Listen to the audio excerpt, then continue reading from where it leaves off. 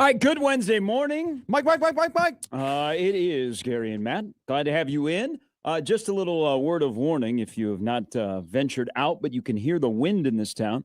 Understand there are areas of our listening community that do not have power, but I know here in the neighborhood, driving in, where we're at 50th and Capitol in the Big O, it is an interesting drive on these side streets. A lot of dead trash cans. Yes, it is trash day in this area. Oh, no. And so trash cans are littered throughout the streets in the Midtown area. Yeah, like trash is everywhere. I was driving down Leavenworth. Right before the 52nd turn. You have to... Yeah, there's trash everywhere, and the receptacles are out in the middle of the road. Even the porta potty, which the road construction is done on Dodge, but the porta potty has remained now for 4 months. It's a great look for Omaha. I mean, nothing says, hey, come to Omaha. Hey, stay in Omaha. Than a porta potty that looks so out of place, but just sits on the corner and nobody's come to pick it up. It went poof.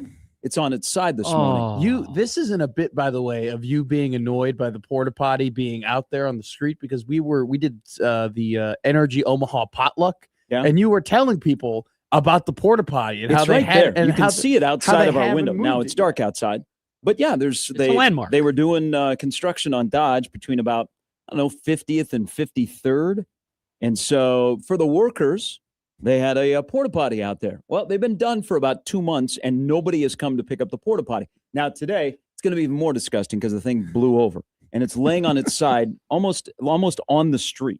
You think it's got to good luck, everybody. It's got to evaporate at this point, right? Or so. I mean, 4 months. Evaporate? I don't know. 4 months out. What do you know about fecal matter? I don't. You know how that works? I'm ready for a science thing here. The only thing I know about fecal matter is that Mark Watney and The Martian use fecal matter to grow potatoes on Mars. So I think compost is probably the best way. Manure, right? I mean, I watched Back to the Future.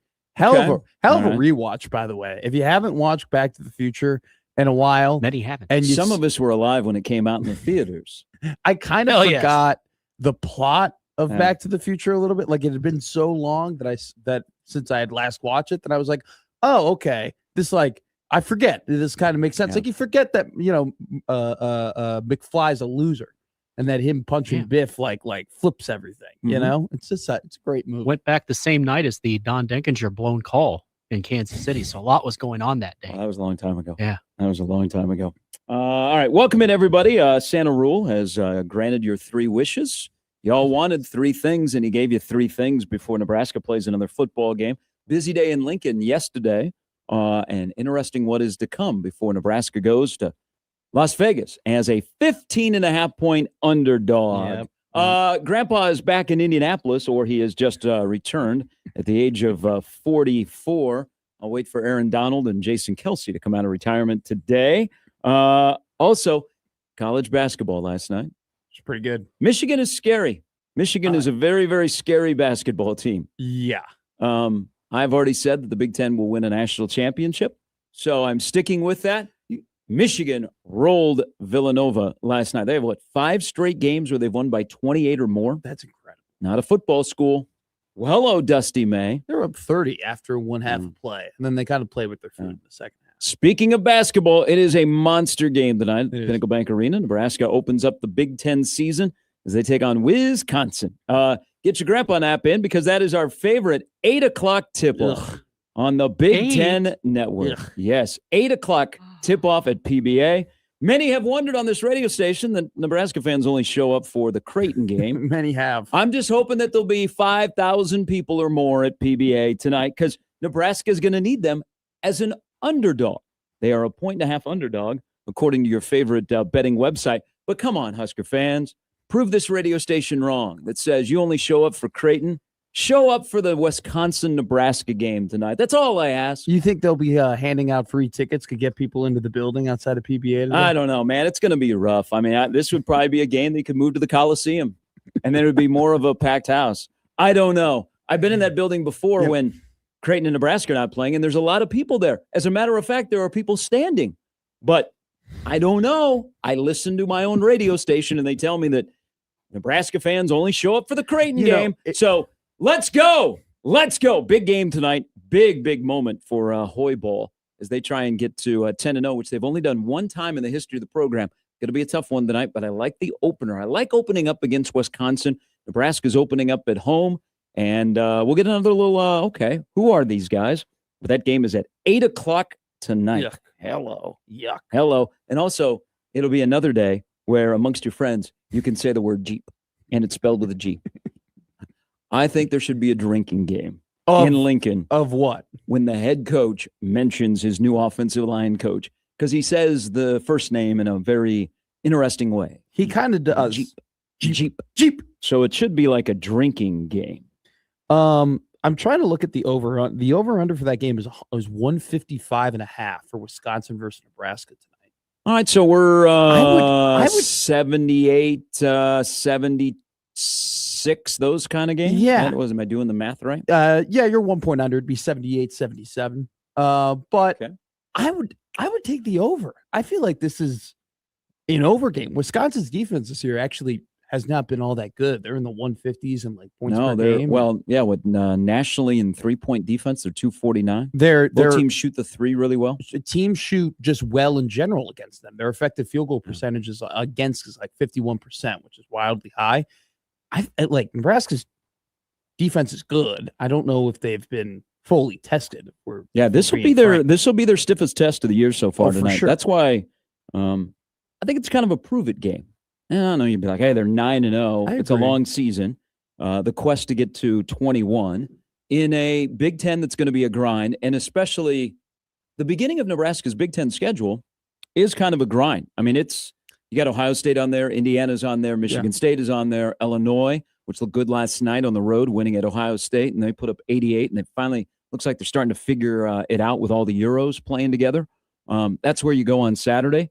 So tonight's like the first game. You get it at home, which is important, but it's, we talked about this during the football season. Okay, there's a couple of things that you judge progress on, like benchmarks of, hey, you did this that you've never done before. Sure. Like you won a road game, you won a close game, you did this, this, and this, and then you didn't do that. So, okay, you're still this.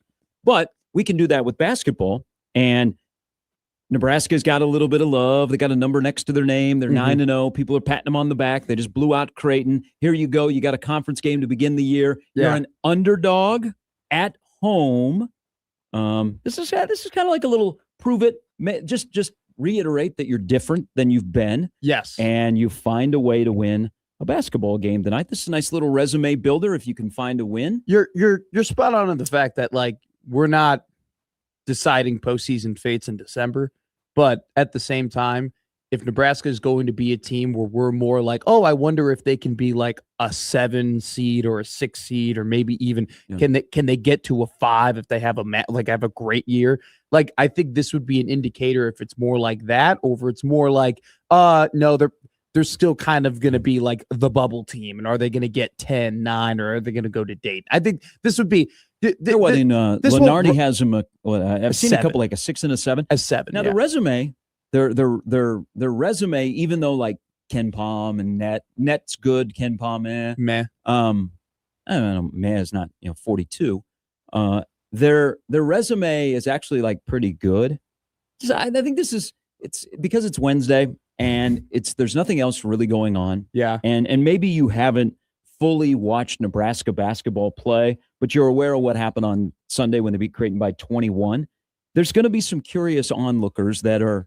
Oh, sure. Not all in on Nebraska basketball, that are watching kind of a standalone game, and you're like, okay, Hoiberg, I hear about the money, the NIL. I know you've been here for 7 years. I know you're 9-0, but there always seems to be with Hoiberg, it becomes the but. Sure. But this is one of those games to go, but you, because you're playing a good opponent, an opponent which you play much better in Lincoln than you do in Madison. And I think this is Wisconsin's first true road game, right? I can look at their that. offense away from the Kohl Center is not as efficient, and they don't play with as much pace as they do when they play at home. So I'm curious, Nebraska, show me you're different. Sure. This is one of those games tonight, in my opinion, at PBA. Now, I think having an older group like Nebraska does, you can handle the pats on the back a little bit better. Oh, yeah. Because you don't accept them. You're kind of like, hey, just hold on. I'll get back to you. We got to go play a game. But this team also too has like had pats on the back. I mean, there are guys in this team that have beaten the number one team of the country, that have beaten the Wisconsin team that was ranked, and then they followed that up by losing some games that they probably shouldn't have lost. And so, like to your point, this team has had those moments where they get really high about themselves. And this is a team that had a 5-game win streak last year, and they followed it up with a massive losing streak. And this is a team that multiple times probably thought, hey, we're going to make the NCAA tournament, and didn't even make the Big Ten Conference tournament. So, by the way, great call. First true away game for Wisconsin. And then on top of that, this is more so common in football. We're like, hey, this is a national game. This is a 7 p.m. game. Like, all the national eyes are going to be on you. The fact that this is kind of the standalone game at 8 o'clock, like, there will be a lot of national people who, write for college basketball, who are interested in college basketball, who have seen, Nebraska's 9-0. Oh, Nebraska's got the longest, America winning streak in America. Let's see what they do against actual competition. They win this game tonight, you're going to get a Rothstein tweet being like, holy crap, Nebraska might be a legit, I don't want to say. He's already tweeted this morning. He talks about the atmosphere at PBA, which we hope to get at least $5,000 in there for a non-Creighton game today.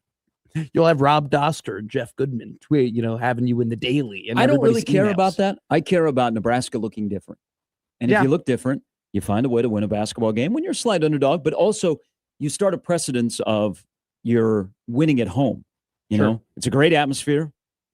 It has been good to Nebraska, but you gotta hold serve, because the Big Ten is a grind. And it wouldn't really surprise me if Nebraska is 1-4 through the first 5 games of the Big Ten.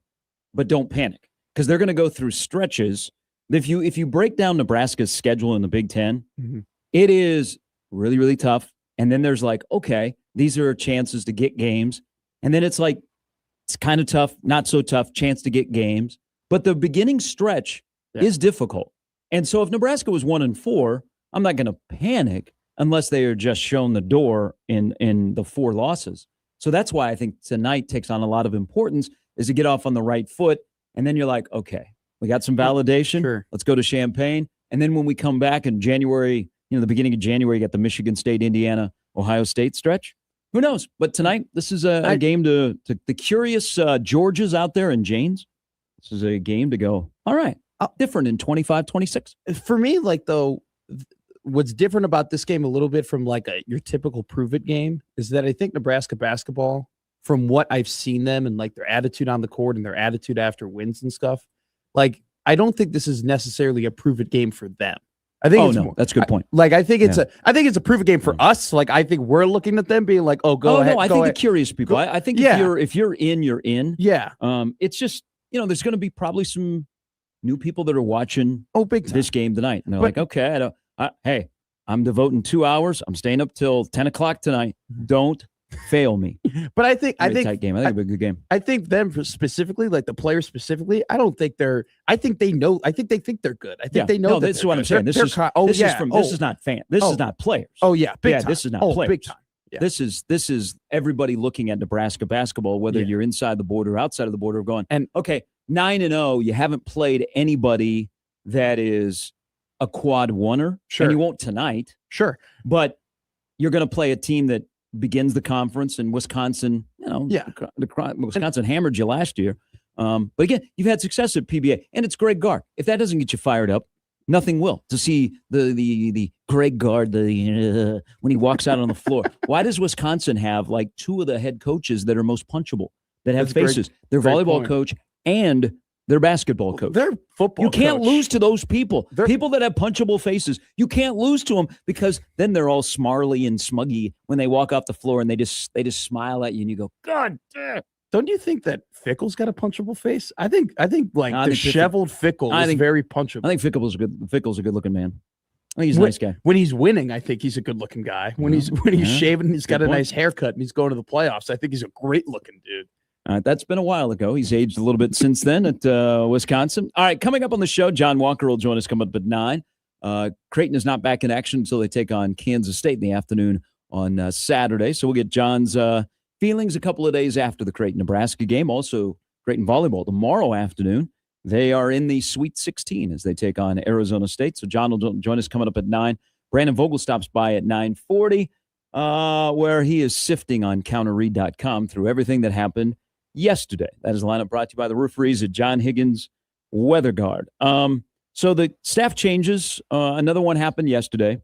The probably put in the wrong position defensive line coach is out. So there are 3 changes. No more firings, but maybe some movement, whether internally or externally. But yesterday was one of those things of you have a 7-5 season where Nebraska through 3 years has underachieved. Yes. Your head football coach is 19-18. He's 10-17 in the Big Ten. And the guy in Wisconsin is 17-20 and has the same record in the Big Ten, but he's beaten 2 ranked teams. So yesterday, and kind of the culmination of the last week in making changes, you've underachieved, and it's the be better. You know, I don't, there's no pressure internally like from the power chair, but I think when you're someone who has said what your goal is at the University of Nebraska as the head coach, you have some pressure on yourself to not be average, be better. And the moves to be better is I cashed my mulligan card in.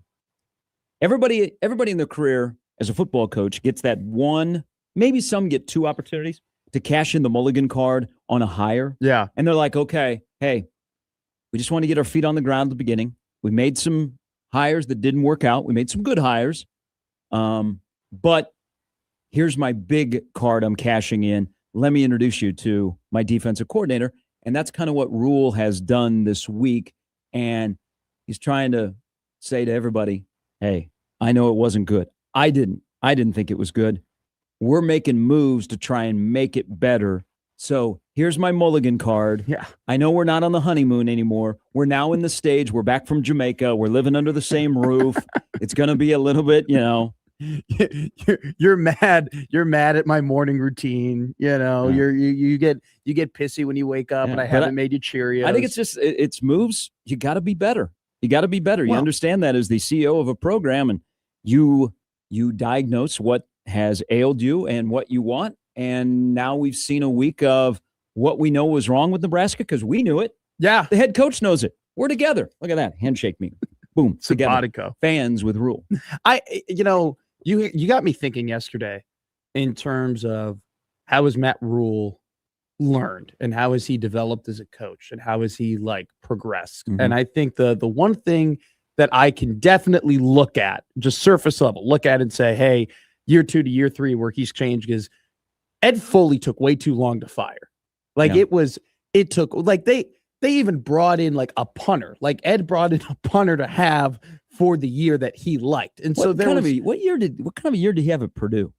I think he actually was a pretty good punter at Purdue. I think he had a decent season. All right, well, good job, Ed. But it took too long to fire Ed Foley. For how bad he was and the fact that they brought in that punter, he clearly did not want to do it. And eventually he pressure came on him and he was like, all right, this is a move that I have to make if I'm going to get the trust of the fans. And, then he made a great hire, right? Where he's grown, Gary, is that these aren't super forced or anything like that. Or it's he hasn't taken a long time where it's I guess I'll do it. No, he's identified, hey, these are the problems. I'm okay with admitting in a way that I'm wrong by going ahead and getting rid of these guys and bringing in guys that are going to help me. Because when you fire a coach after 1 year, you are admitting, hey, I screwed up. I messed up. That wasn't a good hire. That wasn't the best decision by me. And so I think in the past, you can kind of look at it and be like, oh, he was kind of reluctant to do that. And where now he understands that you can't go 7-5. He understands it's a business. Yeah. All right. The loyalty does go a ways. And there are times where you go, man, that guy, that's great that he has loyalty because it's missing in this business. And then other times you're like, man, he's way too loyal. We do that all the time. Sure. I think you have to understand it's a business. And the business of Nebraska football is finding a way to win football games and doing what's best for your players and giving them the best resources to help them achieve that goal. And that is the guys that are in charge of them and putting them in position to be successful. So whether these all work out or not, well, we won't know for a while. But the fact that there was something, and I've said this for a while, and it's not just the Rule era. It's you know what? It's kind of nice to be kind of nice to be a football player at Nebraska. It's kind of nice to be a coach at Nebraska. Yeah. Because sometimes there's not a sense of urgency. And that has to come internally of like, man, I don't want to suck. Okay, I don't want to be average. I want to be better than average, because if I'm better than average at a place like Lincoln, Nebraska, the whole world opens up for me when I'm wearing the GBR polo. Yes. And so the sense of urgency I get this week, but I don't think it's like from the top where we've seen in the past of, hey, Frank, you got to make a couple of changes. Mhm. It's, you know what? I'm a football guy. I understand football. I messed up.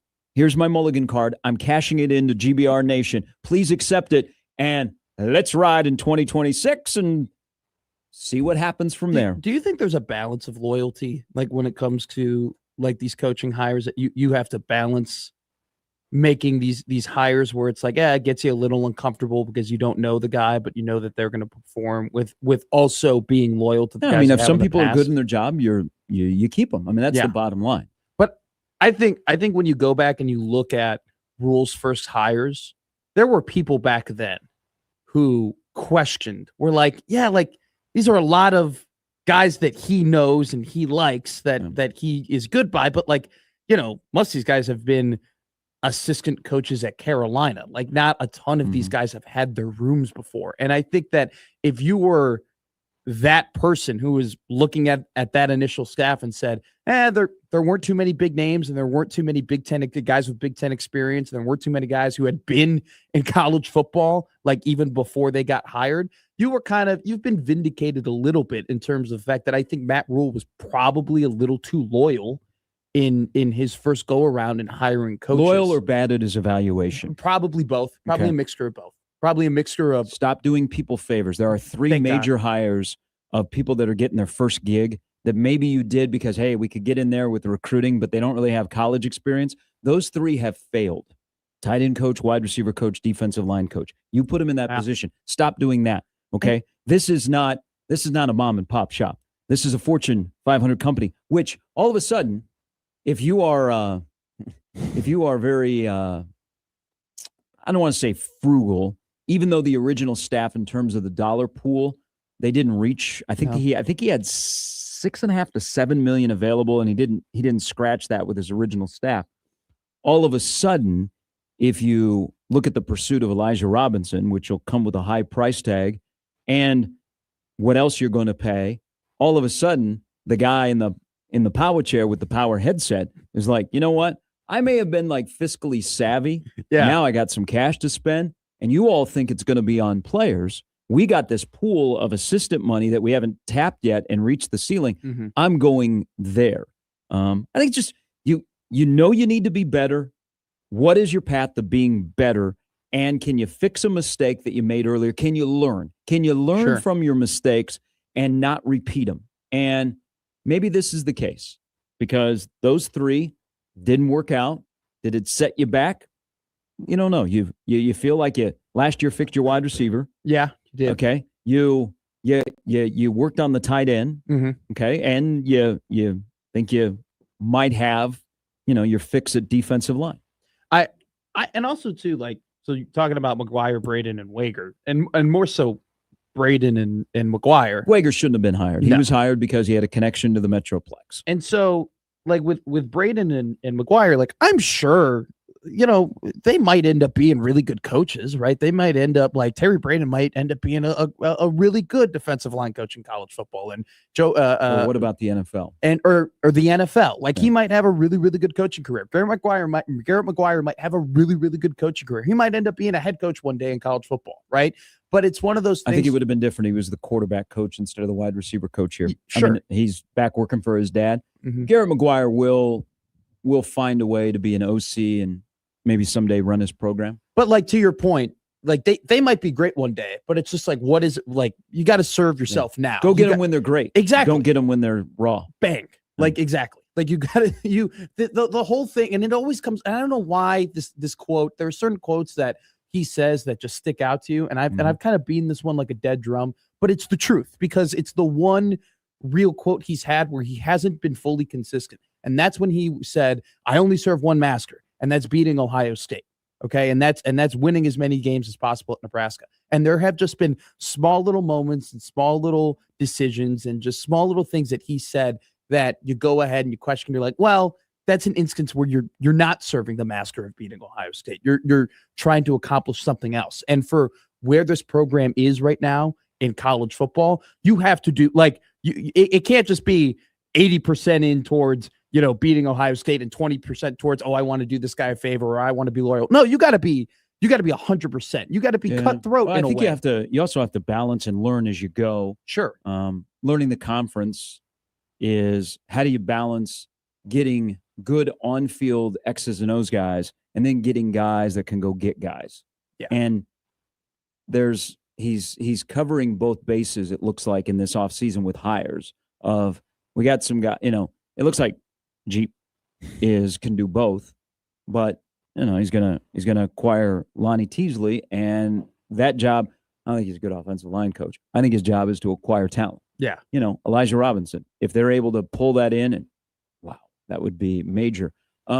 He's a guy that can not only coach, but he can also recruit. So he's trying to figure out both, okay, to play smart, but also have talent where if you don't play smart, you have enough talent that you can win those games that get away from you. Yes. Kind of like what's happened this past year. Yes. All right, 34 past the hour, off and running on a Wednesday. Lots to discuss. Busy day and lots of info in Lincoln. Thank you very much, Santa Rule. Also, we'll dive into Nebraska and Wisconsin tonight. Little basketball game. And a basketball game last night in that same building in which the head coach was asked, did you know that you were 62.5-point favorites?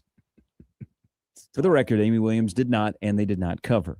They got off to a slow start. They were a little sluggish. Yeah. When I was doing the men's game and we had the women's game on next to me and it was 10-9 Omaha, I was like, whoa. Who would ever bet on a women's basketball game minus 62.5? I'm probably looking at him. I didn't. Now, granted, I can't act like I'm above that. I bet preseason football. Thank you. All right, it's Gary and Matt at 1620 The Zone.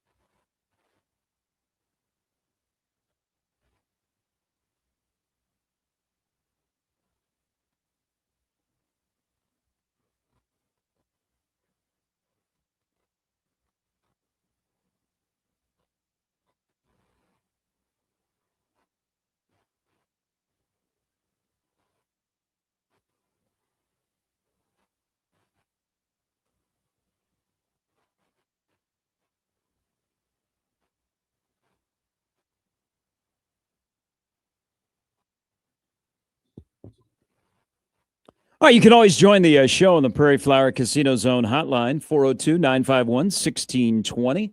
Those are the digits to get into the show. Before we get traffic, who's doing traffic today? I think it's Peter. I think I heard Peter. Peter Krenzer. There is a power outage. The wind, which was blowing at about 60 miles an hour throughout the metro about 30 minutes ago. Power outage at 90th and Dodge. The traffic signals are dark. One of the busier intersections in the city. I'd just stay home. Yeah. That's not going to be fun. So good luck, everybody out there. But just maybe avoid 90th and Dodge right now. It's a great strategy, Cod, and we'll see how it turns out for him. Maybe a strategy. I'm following along. This will be day 3 of the winter meetings. Schwarber, Diaz, find new homes. I wonder how we feel about players that go to the Dodgers. Like they Edwin Diaz could have stayed with the Mets, but he says, you know what? Dodgers need a reliever. They need a closer. I'm going to go to Los Angeles. I think he also said, I would love $23 million a year to go ahead and pitch 80 innings. Yes, that sounds great. I think that also was a factor. Sell out. I would sell out immediately. Sell out Edwin Diaz. I would sell out immediately if I was given that money. I don't care. Dodgers got better. Yes, they did. It'd be tough to be a Dodger fan because like 162 games, you're like, oh, okay. All right, wake me in October. No, I'll watch spring training. I'll see the new guys. I'll see the old guys. I'll be like, hey, there's Shohei. There's Mookie. Hey, there's Freddie. And then you're like, all right, I'll check back in October when we're getting ready for another postseason run. This is a great poll question. If like, is fandom better with turmoil? And like, is the lack of turmoil making like, is it better to kind of like, you need a little bit of drama? Like the Thunder. That's what sports is. Sports is all about drama. Like the Thunder are like 24-1. Like, do you think that there are Thunder fans out there that for just a second are thinking, it would be nice to have like a 2-game losing streak to like freak out for like maybe 5 days and then come back. Thunder around. Overreaction after they dropped 2 of 3 on the West Coast. Yeah, people are like, I can see cracks. You're like, how did we lose to the Kings? Cracks in the foundation. How did we let Levine at 55 against us? Trust me, that ain't gonna happen. Bad team. My Bean team is bad. Your team is bad. Thank you. I know they're bad. You don't need to remind me. My team's terrible. My team you're is not as bad as the Kings. We've lost to the Pacers, to the Pelicans, to the Hornets, to the Nets. Remember when I told you, I go, hey, like the Bulls schedule actually like turns out really well for them. Like after this tough start, like they end up being, I think I said to you like 15-8. They are now 9-14. Yeah, I'm out on Billy Donovan, by the way. I'm ready to get rid of him. We don't have that record. And 17 of our first 17 losses, 12 have been by double figures. Lights are back at 90th. And all right, good. Drive, everybody. Get in your car. You may go to work. 90th and Dodge. Just imagine you doing Tokyo Drift on like Capitol Avenue, like avoiding garbage can. I was driving, and they're bougie neighborhoods, so they got nice trash. There's some nice. If you're looking for some nice stuff, did you get out of your car and you just like picked up? You're like, oh my god, look at these Nike shoes. No, you can tell. You can tell if it's a good neighborhood or not because of the receptacles. If they have a good recycling company, not a lot of old Milwaukee, like a full plate of chicken chow mein, like hit your windshield, and you're like, clearly, like they're not worried about leftovers. This is a small dog and kid advisory. So if you're out walking the dog this morning, that wind comes, that dog is gone. Real quick, can I It'd be like Wizard of Oz. Whoop. Can I compliment you? Sure. That hat is hot. Like that hat. Why, thank you. Remember when I told you that there would like the what's in terms of hats, in terms of fashion, was just like your Adidas hats or your Nike hats, and there are a lot of like in shape people walking around college campuses wearing that. That's a hot hat. Thank you. That is in style. Do you know how much this hat? After my rant about hats and the cost last week, do you know how much this hat cost me? Did you get a free hat? Nope, not a free. Oh, nope. 35 then. Nope. 20. Nope. Am I in between? Lower. 15. $12. You get it at Target? No, I went to Adidas Town in Portland. Really? Yeah, the whole team went to Adidas. That's sick. Yeah, so we went shopping in Adidas Town. That's dope. Yeah. Did you get like shoes? I was wearing a Adidas vest. I wondered. I thought maybe they gave that to you. So I was gonna say that was a hot looking vest. You were all puffed up and everything too. That was a puffy one. Yeah, because I have another vest that looks like I'm wearing a flotation device. You look like you just got you look like you just had gotten off the course after 40-degree weather and 18 holes. That's how that vest looked. I'm trying to work my body into where I look good in the vest. So thank you for acknowledging Okay, that. that's a great statement. You can't. Not everybody can wear a vest. If you were skinny like me for a very long time, You look vest good in a didn't vest. work. Oh, no. You look good in a vest. A vest is very stylish. I like think- people that have a good body that you can tell that they work out and they got guns and they got good pecs. Wearing a vest is a good look. But I think you could be too big for a vest too. Well, yeah, that is true. Like Jay Moore in a vest. Like I don't No, think Jay. no. Like Jay's That's got barrel popping chested. muscle. I would not tell Jay Moore. I'm saying like if you're in the range of wearing a 44-32 pant, that's probably you'd probably don't look great in the vest. I think that's a really good range. Yeah. Unfortunately now I'm a 44-36. So You wear size 44 pants? No. Wait, Jesus. are you talking about length? Isn't length So the 44? 44 waist, 36 inseam. Oh, okay. I'm 36 waist now. Okay. I'm up 4 inches since I'm when down I to took the this 34 job. waist. All right, congratulations. Yeah. It's like 2 ships passing in the night. Boom. Yes, it is. We talked about this. The weight that you lost, at least part of it, has come on to me. I needed think it. We I think, both and that needed what it. happens when you live in a household where your wife is pregnant? Really? Yeah. I wouldn't know. My wife's Like you never been pregnant. gain, I think there are studies out there. I'm not really sure, but at this point, the facts even matter on the zone. Good. Great I point. think if you gain weight with your wife as she is pregnant. Isn't that? Now, but I don't know that because I've never gotten a woman pregnant, Sure. and I've never lived with a pregnant woman that doesn't have a child of mine. Why do you think I planned the kidney stones when Oh, I that's did? true. I dropped 20 pounds like You that. lost 20 pounds. Well, okay. And Well, then you yeah, gained it almost back with- dying did it. I feel like that's a good husband material though. When you're gaining weight with her, you're like, Yeah. hey, in solidarity. Yeah. If you're gonna eat the ice cream because you have cravings, who am I to say I won't have some of that with you? The Kansas City Royals are trying to increase their Omaha presence with the Major League Baseball winter meetings that are a dud.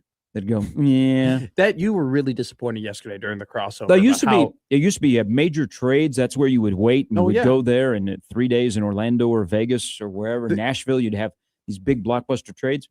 Very, very few happen anymore. It's more like free agent signings, but they wait till like January, February. Jake Myers, who still, I think he's under control for 2 more years with the Astros, the former West Side of Nebraska product, who kind of a glove first guy, but he had a great year at the plate. He hit .292 for the Astros. The Royals might be interested in him because the Royals need an outfielder, but also the Dodgers. there it is. Would you trade? I wonder if I have to ask Happer this. Would he trade Chris Bubich for Jake Myers? I think he would. I think he very much would. That would help with the Omaha, the Interstate 29 crowd going down to see Jake Myers in a Royals uniform. I had a little birdie tell me, because this is how I was introduced to Jake Myers, and I also was introduced to Matt Waldron way back when. The Pro Big Nobody Red ever talks about his brother Mike. is Mike playing in the MLB? No. Does Mike just happen to own like a really financially doing well business in Omaha? I don't know what Mike Waldron does. Oh, okay. That'd be really cool though if Mike Waldron like owned like a window company or like had a sign company or something. What I was going to say though is that I was just throwing it out there. Anyway, Pro Big Red at the football games. Yeah. Are they still doing that? Yeah. Okay. Somebody said that they weren't. Somebody had told me that they weren't doing that anymore, and I was like, "How the hell could you not do Pro No, Big Red?" They still Okay. feature. They still feature a player game. Yeah, because I was going to say if they weren't doing that, that's how I was introduced to Jake Myers and Matt Waldron. Where it's just like, hey, Jake Myers hitting home, made his debut, hit a home run in his first 2 games with the Houston Astros. Like everybody cheers, like hell yeah, Jake, and then everybody goes and they like go to their CBS Sports app and they click on his profile, they give him a little star. So now when Jake Matt, he hits a homer. That'd be a good pickup for the Royals. I think I'm going to cry today. Why are you going to cry? Probably because of the wind. You and I. Why am I going to cry because of the wind? I cry. I get because I might have because I don't know if I'll rebuild on my my patio. no because I might have a chair that's knocked over. When the wind gets into your eyes, you just have tears like kind of go down your face. Bro, where am I going that I'm going to spend that much time outside today? You and I had a conversation outside a couple of days ago, and there were tears coming down my face because it was windy. And I had to tell you, I'm like, by the way, I'm not emotional. I just have allergies, which I've had to tell people that multiple times in my life. All right, I want to get to Matt because Matt called at the end of the show yesterday. We weren't able to get to him, but this is why I might cry today. There's a new 30 for 30 on ESPN. I just saw that. Is on at 8:00 tonight. Yeah. Stuart Scott, the Booyah, a portrait of Stuart Scott will be on ESPN tonight. man, an amazing Mhm. person who gone too soon, cancer, reshaped a culture, and he has a legacy that still stands among the greatest ever, man. He was, as he said, and I'm gonna watch this. I know that I'm gonna get choked up. He was cooler than the other side of the pillow. I mean, he was brilliant. He was bold. He was unapologetically himself, which made him unique. And everybody that ever worked with him or interacted with him just expresses so much love. I think a lot of people, this is going to be a tough watch. Mhm. That's He gonna and be a Rich tough watch. together back in the day at the Yep, beginning. Yep, him and Mhm. Rich Eisen on the Sports Center desk, and that's ESPN's 30 for 30 tonight at 8:00. So, yeah, good thing the Nebraska-Wisconsin game is on. I'll have to record that. He changed the business. He just straight up changed the business. Incredibly impactful. I can't wait to watch that. All right, here is Matt. Matt, thanks for calling back. Welcome to the show. How are you guys doing this morning? Good, thank you. Good. Hey, before I want to talk about Raiola a little bit, but I want to mention the fact that Nebraska is only a 1.5-point favorite tonight, which I found a little bit surprising. I'm sure you guys will touch on that a little bit later. Hey, so yesterday I was listening and I tried to call in late, and it was kind of after random Mike's call, and there was a Raiola conversation. Yes. And I'm a little reluctant even to bring it up because it's just getting to the point for me where it's exhausting. Like the season's not even 2 weeks over. But I don't want to say there was something said, but there was a tone in your voice yesterday, Gary. And, you guys always talk about when Rule says things, he says things with intention. Mm-hmm. And he's always trying to get a message across.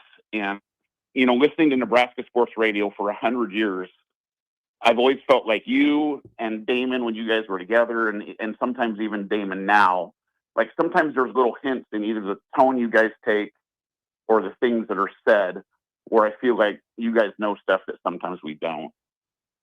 And the conversation yesterday turned to about, the oxygen being sucked out of the room with Dylan. And am I lost here? Like, the only thing I can see that Dylan hasn't done is announce he's coming back. Like that's the only thing I can see. And I understand as fans, we consume and we talk, and it goes on and on and on. And then with Donnie getting fired, I totally get that angle too. But I'm sure he has an agent, and I'm sure he's using it for leverage, like every other single college kid with an ounce of talent is doing in this garbage system we're in right now. But am I missing something there outside of just he hasn't said he's coming back? In what way? My thing is, I think it just everything. Is it a everything. thing, or is it a Rule and a coaching staff thing? No, I think if you actually think about next year of what you have returning and what you need, you kind of want Dylan. Yes. Okay, because that gives you a little stability.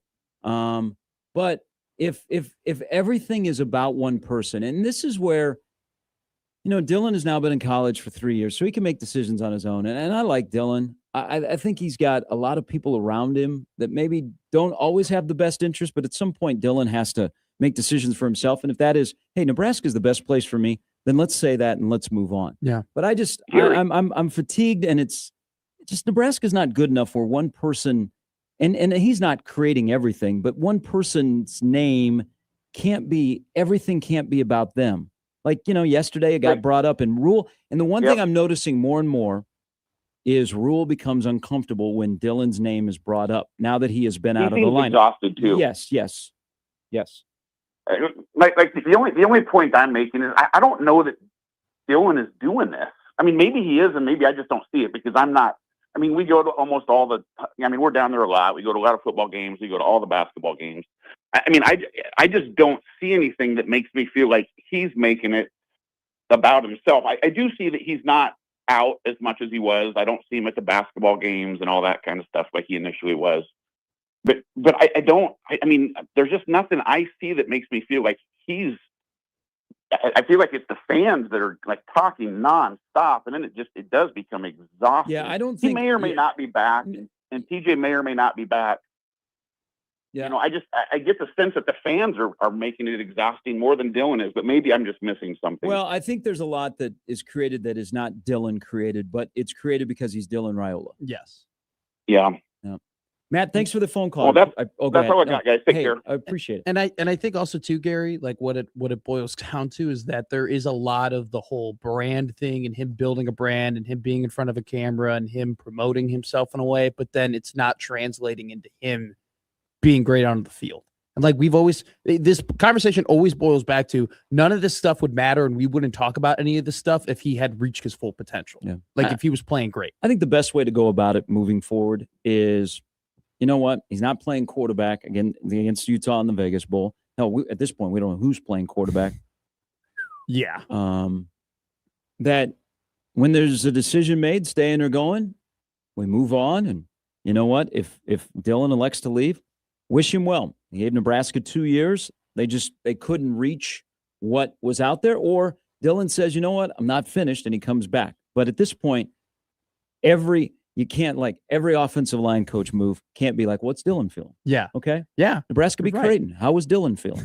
Just that's where I'm at. But I think you sense, and Matt sense, and other people do, like the fatigue that I have. Yes. The head coach has that fatigue because he starts. There's a licking of the lips a little bit now when he's asked about Dylan. And yesterday I could tell that he kind of reached his point of, you know what, he's not available to us. Yeah.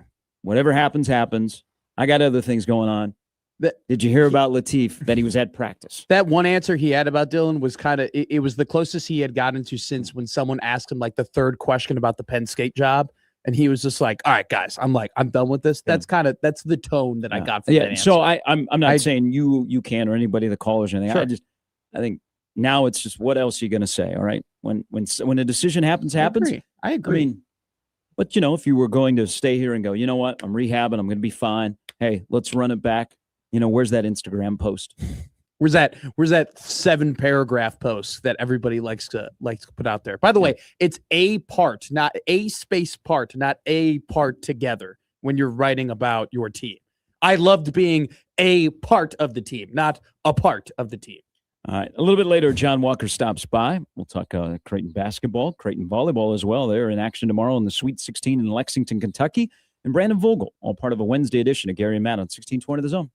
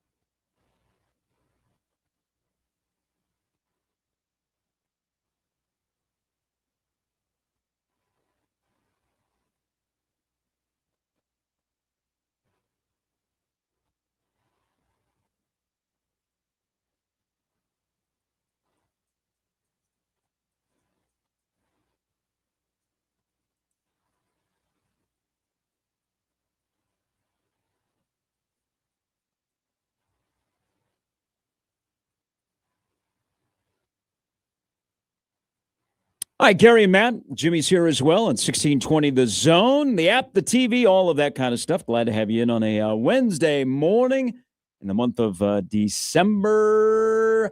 Busy day yesterday with GBR. Busy day for Notre Dame football, which 23% of the ACC stadiums sell out. When Notre Dame shows up, 90% of the stadiums sell out. That's a great stat. Pete Bavacqua came prepared.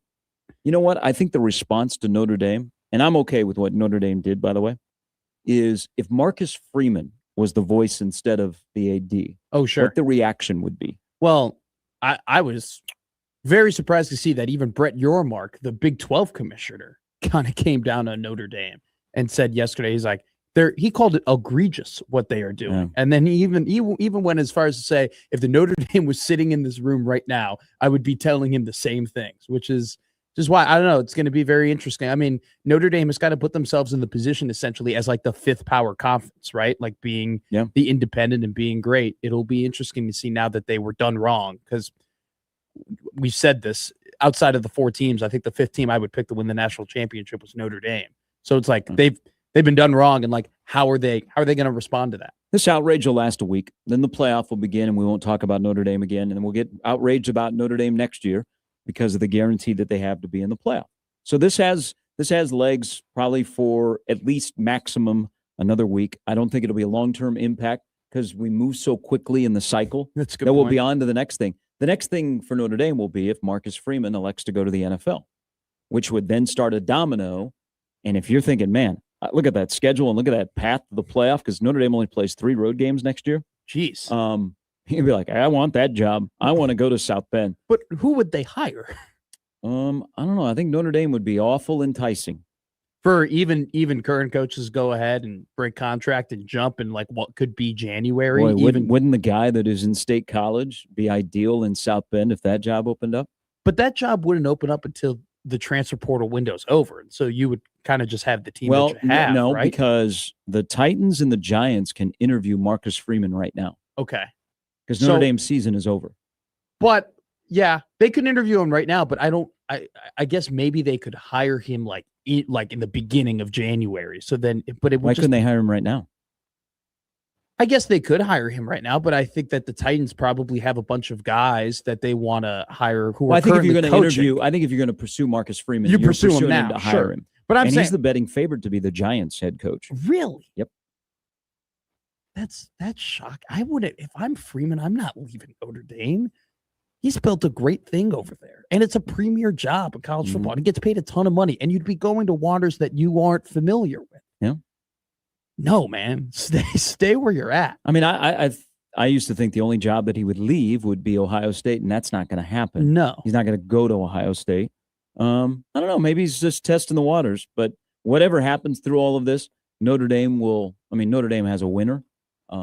They will pay a lot to keep him. But if that job opened up right now, they went Brian Kelly. Remember, they promoted internally. Yeah. Freeman was on that staff.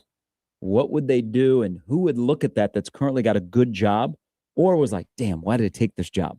I could have been in South Bend. I know that they won't be telling Tommy Rees to come home. I'll tell you that right now. That's a guy that went to Alabama and like did pretty well, and he's like a pretty good offensive mind, and he's going to be a coach long time in the NFL. They did not like him at Notre Dame. When he went to Bama, right, there was no like, oh my God, Tommy, what happened? There was none of that. It's kind of funny. The only way to get Notre Dame into a conference is we have to have collusion. Everybody get together and you stop scheduling Notre Dame so that their NBC TV contract, they're like, man, you got some dog games here. We are not paying the freight to have these games. And everybody says, we're not playing them. We're not playing them. Sure. Big Ten, we're not playing them. SEC, we're not playing them.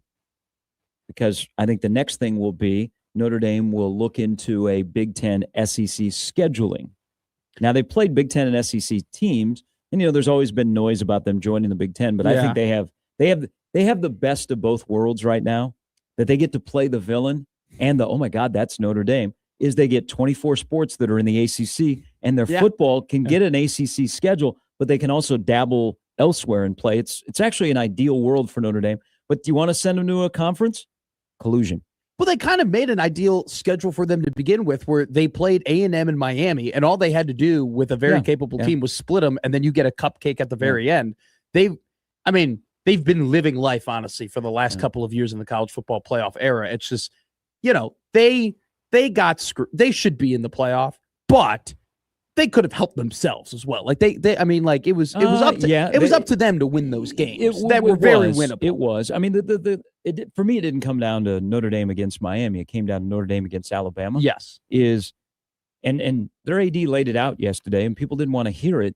They were told things that they thought to be true that when they got to Sunday were not true. Well, they also beat the brakes off of Stanford. Proved in that game that, hey, we are a legitimate national title contender, and in the span of 2 weeks moved out two spots. Yeah, the one thing I vehemently disagreed yesterday, because he went after the ACC, especially he said they were attacked on social media. No one associates them with the ACC. No. I don't look at them and go, ACC program. I look at them and go, that's still an independent program. So why wouldn't the ACC promote their own?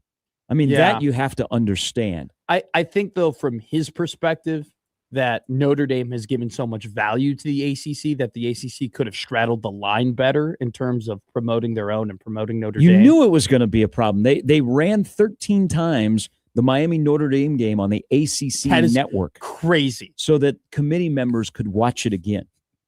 But here's the thing about that game. You know what the score of that game was in the last minute? It's 24. Wasn't 24-21 Notre Dame? 24-24. Yeah. Oh, 24-24. Okay. Yeah. So, the perception was, whoa, Miami, man, they beat Notre Dame. I mean, it was closer than you think, but the fact that the ACC network put it on loop for everybody to watch, that should have told you you're already in trouble. But I think what they were told, they're fine, Mm-hmm. they're fine. And then all of a sudden, Alabama moves up so they can CYA it. Yeah.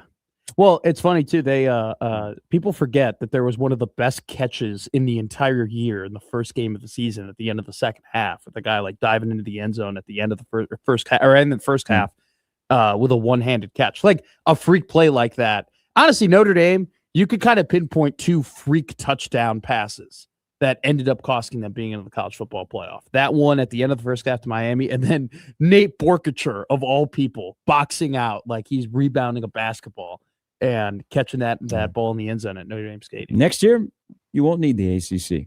You got that weak schedule. Just go 11-1, and you're in the playoff. I mean, they got the bet. They have it so ideal. But why would you give ESPN the benefit of the doubt of playing in one of their bowl games when they just raked you? Oh, that's okay.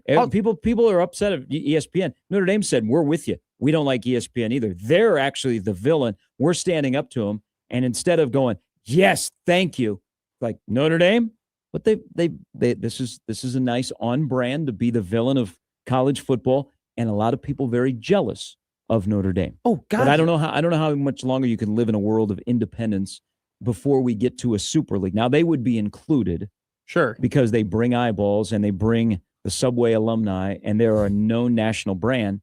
But if you want them to fall, stop scheduling them. Even Freeman said in an interview that I saw that he was asked about the independence of Notre Dame, and he kind of said what you said. He goes, "We're going to try and do it for as long as we possibly can. Like we're going to run the brakes off of this independent thing." But I think he knows, and I think their AD knows, and I think everybody knows at some point the bill's got to come due, and you got to join, preferably. But the it might Big be Ten. a super league though, Instead of like a join the Big Ten. Which I don't think the Big Ten needs Notre Dame anymore. I used to think way back before Nebraska joined the Big Ten. The Big Ten, man, you need Notre Dame. Big Ten doesn't need Notre Dame anymore. With Oregon, no. Now you'd have to, if you were ever going to do this, you'd have to find a partner to come with Notre Dame. It'd be great though if they had Notre Dame. Like you could not argue who the best conference in the land is if they got Notre Dame. Like there would not be a conversation. I don't argue it today. I know that the best conference is the Big Ten. They've got back-to-back national champions. They have the number 1 and number 2 seed. And look at the TV ratings for Ohio State, Indiana in a game where, you know what? There were no real consequences if you lost the game. No. People watched. Big Ten's in a great spot. They don't need Notre Dame. I agree. They don't need Notre Dame, but it would be nice to have. I would want to share money with Notre Dame. I would love to.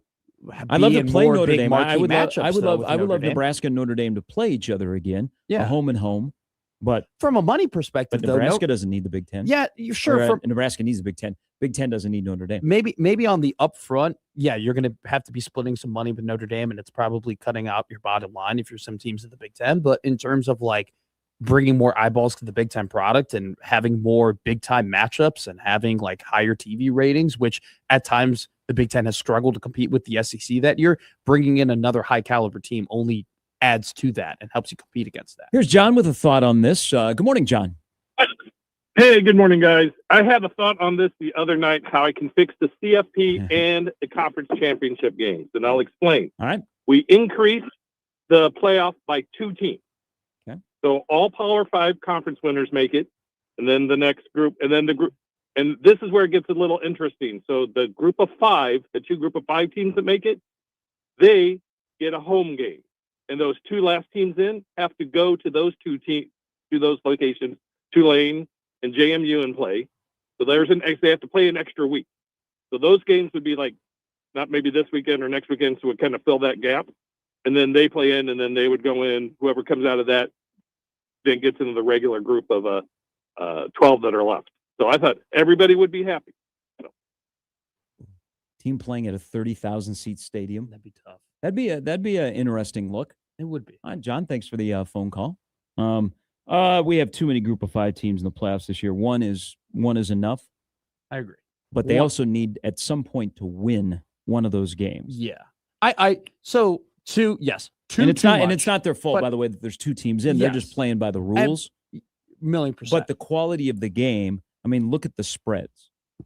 So But they at some point, like the group of 5, somebody needs to pull an upset sooner than later. so we can so it has substance. Because then you validate the next group of 5 going, well, I know that's not Boise State, but the group of 5 won a game, so okay, this could possibly happen. No, Instead you're of right. getting the brakes beat off of them, like might happen out in Eugene. But there are people who are on Twitter who want to get rid of the group of 5 team completely, and I could not disagree with that more. You need to have one group of 5 team in, and the reason is because it gives so many other teams across the country to play for. Right? There's 136 teams in NCAA football. Okay, only 64 of them are in the Power 4 at this point. So that one group of 5 spot gives 82 other teams essentially something to look forward to, something to play for, something the to same basketball, though. fight for. The same March Madness where 12 beats a 5. No, it isn't. But I'm saying from just like a in-season competitive regular season perspective for these group of 5 teams, I think it's great for them that there is this one spot that they're always competing for. That they're the race. I know there's a financial part of it. If I was group of 5, I'd have my own tournament. I don't think anybody would watch. I think they would. It's football. I don't watch bowl games, right? I think it would be it would definitely be more. Would you watch more of a? I would watch. Would you watch the Detroit Bowl or a group of 5 so that's what playoff? I'm saying. It would be more popular than bowl games, but I don't think it would be overly popular to the point where it would make so much more money for them. You never know. I mean, would you be able to spread it out? You have more involvement. But then I think that at that point, you're just giving the incentive to just go ahead and make the Super League and then completely have yourself on the outside. Well, let's do it sooner than later because that's what's going to happen. I don't want to share money.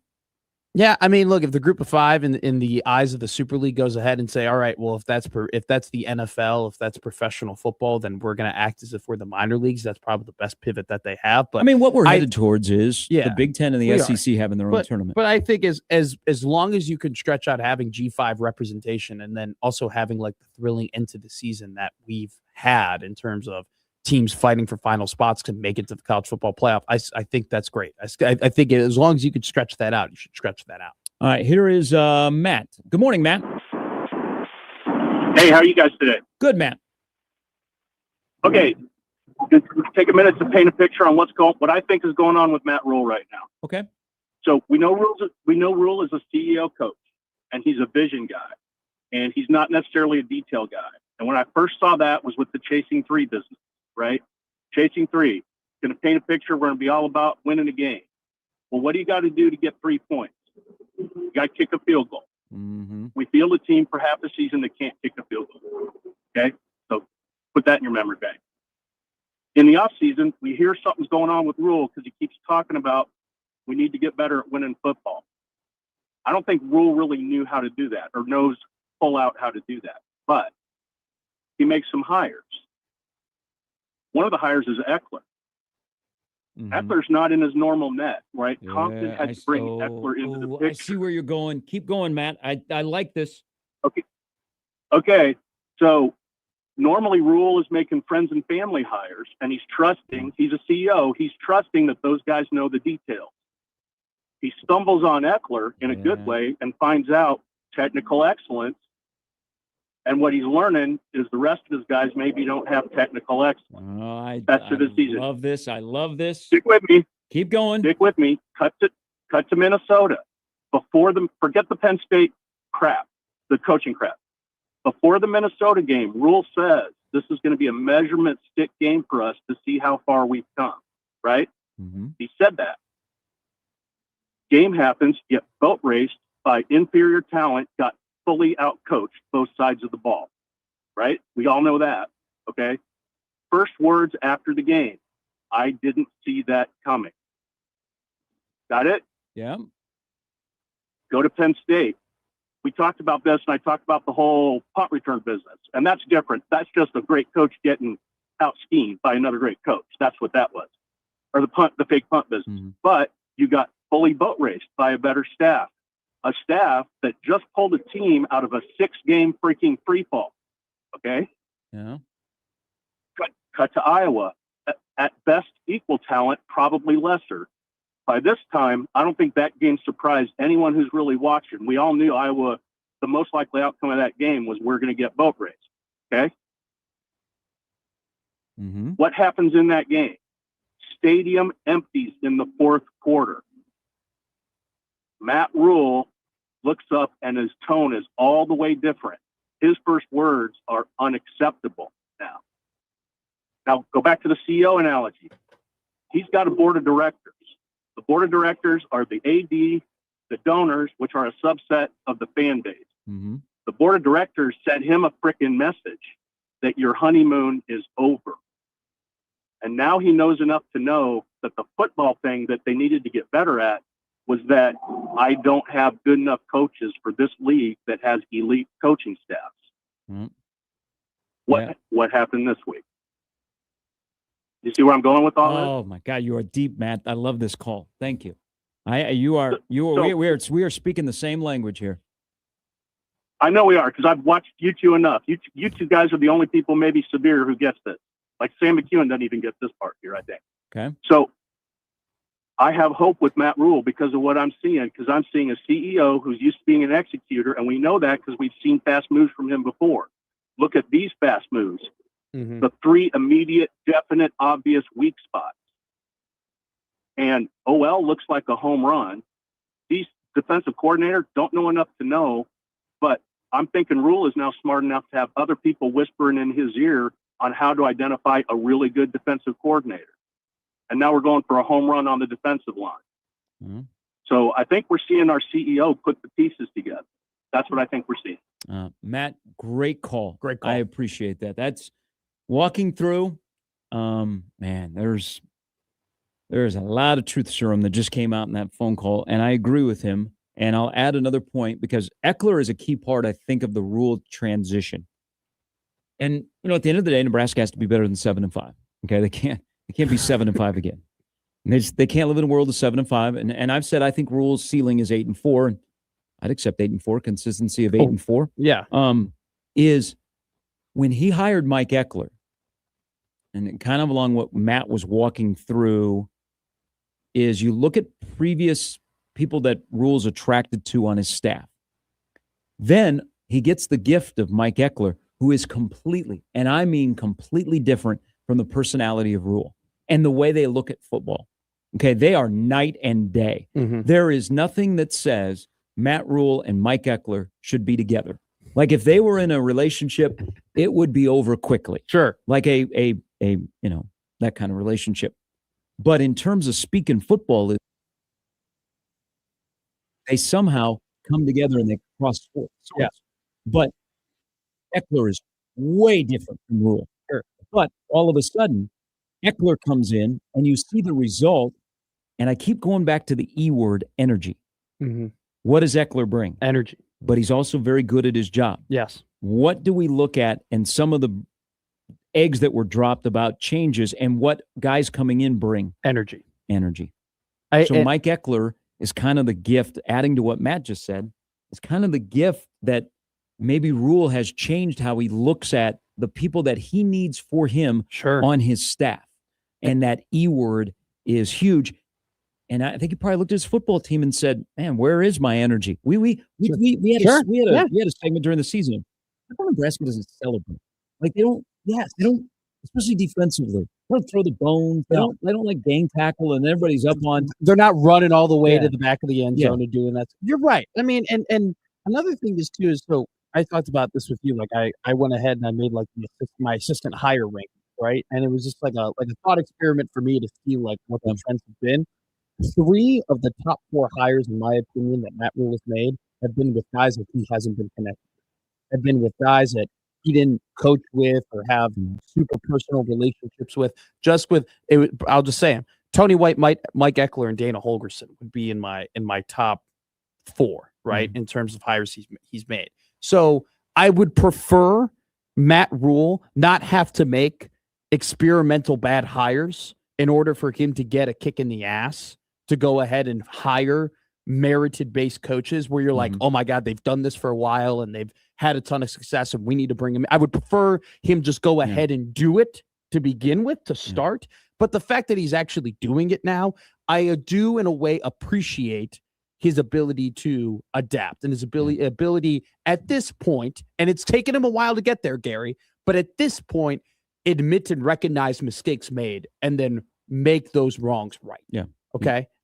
It's taken him a minute to admit that, but it seems like he's finally evolved and turned the corner in doing that. All right. And he may have to adapt again with a departure from his staff. We'll get into that when we return. John, stay right there. Coming up a little bit later, John Walker stops by. Also, Brandon Vogel in the last hour. Gary and Matt on 1620 The Zone.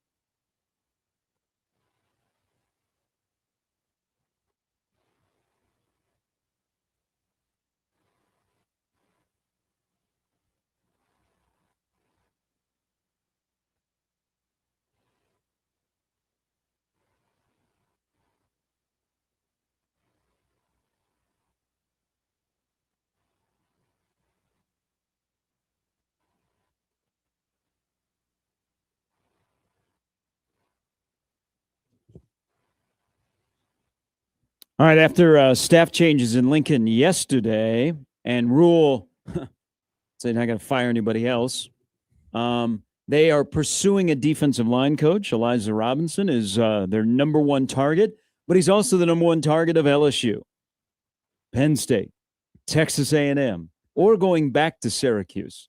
He is a 7-figure defensive line / defensive coordinator type hire. But Nebraska is in the mix. It was supposed to be a done deal to LSU. He's actually in Baton Rouge, met with Lane Kiffin. They don't have a deal. Nebraska is involved. So keep an eye on that. Also keep an eye on two other things. One, Texas fired the running back coach yesterday, Chad Scott. He'd only been there for a year. Yeah. They had interest in E.J. Barthel last year. Yeah. And then keep an eye on this, because TCU is looking for an OC, and Dana Holgerson and his connection to Sonny Dykes, I imagine, I don't know if he'll interview, what his desires are, but Dana Holgerson will be mentioned as a candidate. He will be on he will be on lists. Sure. Because you're trying to connect the dots. But the dots being connected with Holgerson being on a TCU OC hot board are not out of the realm of possibility, because he was with Dykes at Texas Tech from 2000 to 2006.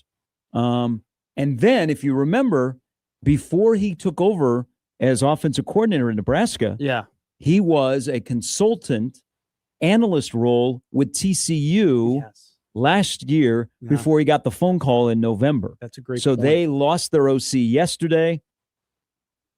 I would think that probably Dykes wants to find somebody that knows the Big 12 and knows him. Yeah. That it might be a phone call to Lincoln to find Dana. So I keep an eye on both of those. But I think it's important to keep your OC, because your OC basically said, I want to do something different. Offensive line coach got to go.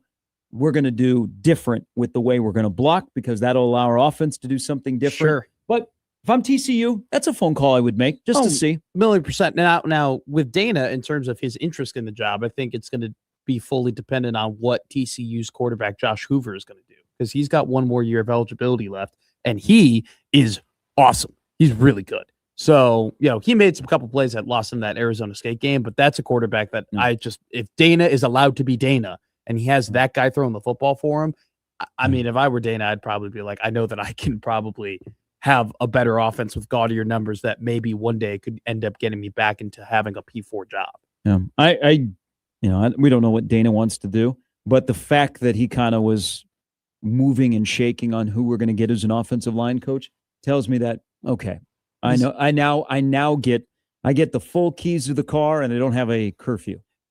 Real quick, I might be like grasping for straws here, but yesterday Rule said Dana's offense. He specifically said Dana's offense. Yeah.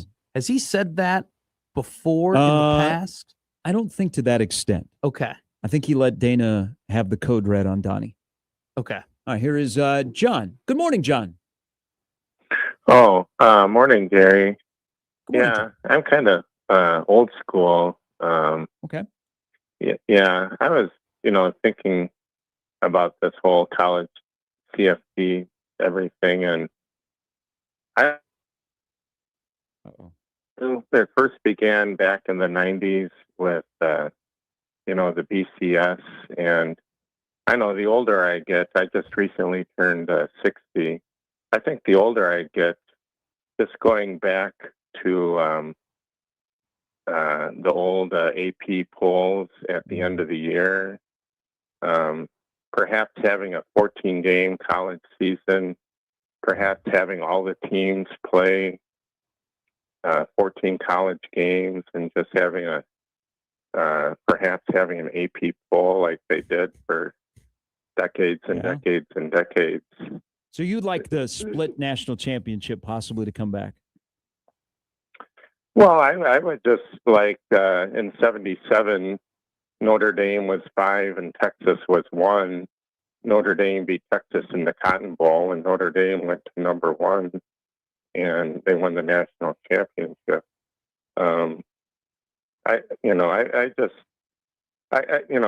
This whole BCS and this transition it's going, on 30 years now or something like this.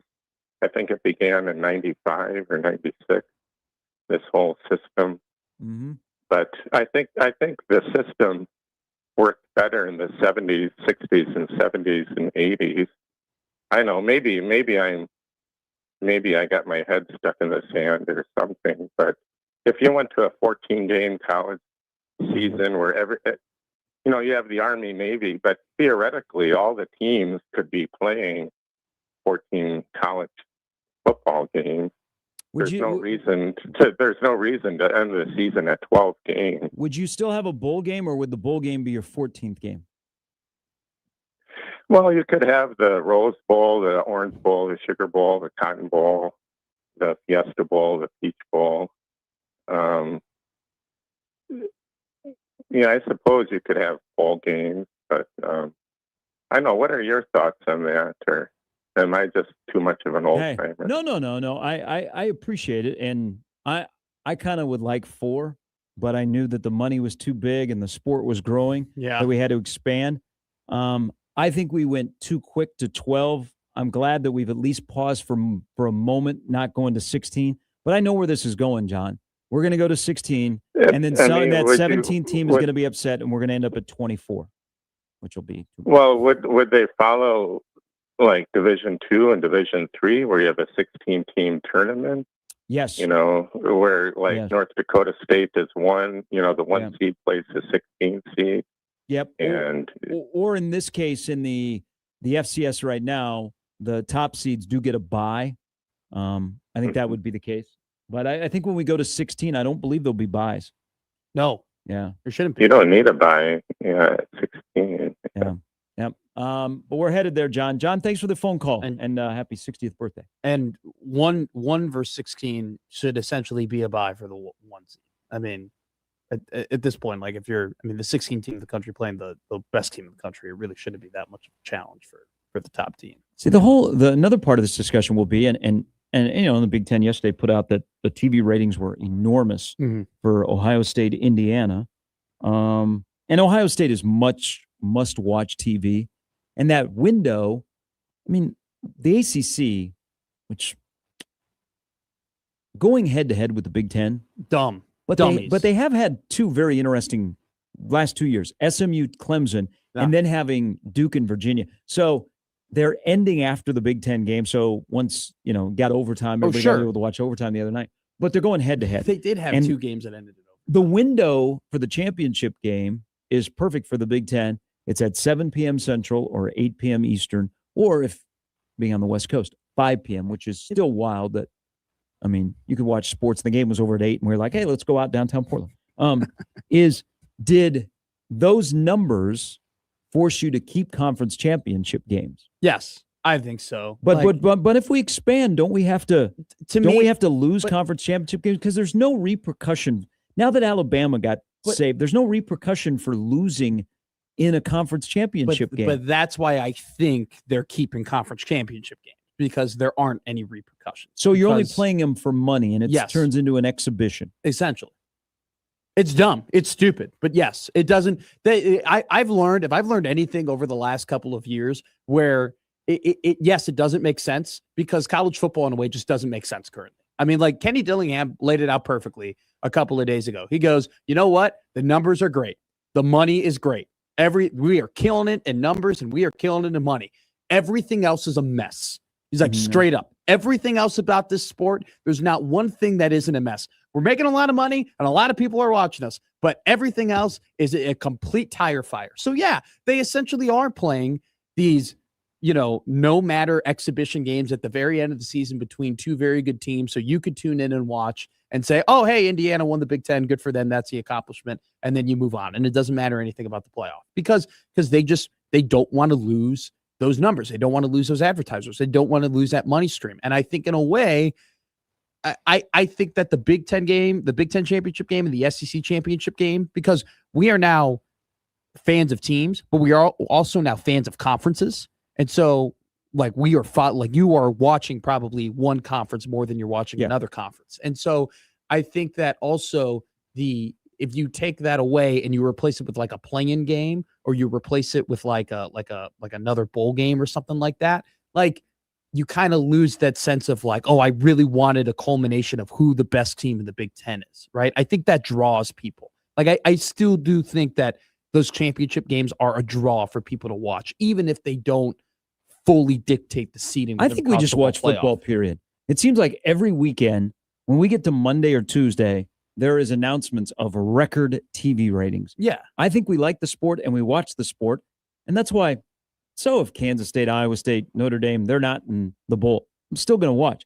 I think if you expand 16, 24, I think the conference championship games go away because you can make up that money by expanded money that you get through the playoff.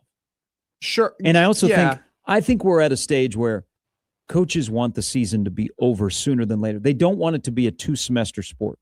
They want it to be a 1-semester sport. That's true. Eventually, we're going to go to the middle of August is going to be the kickoff weekend of college football so that we can get closer to ending on January 1.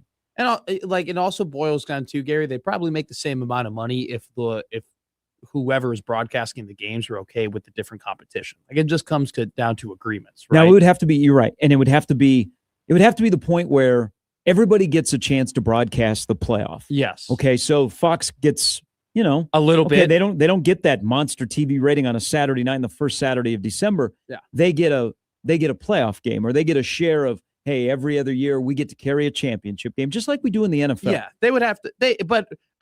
I think it would help the sport in terms of the discussion, sure, the vibe of the sport, that it's not so dominated by ESPN, that Fox has a hand in it. So they're going to talk about the sport. And so we're talking about the sport like we do in the NFL. Yeah, like, you're spot on. The Fox doesn't all of a sudden, we just only talk about the NFC and we dog the AFC. They talk about the sport. They do. CBS the same way. Now it's changed a little bit where CBS does get some NFC games and Fox vice versa. Sure.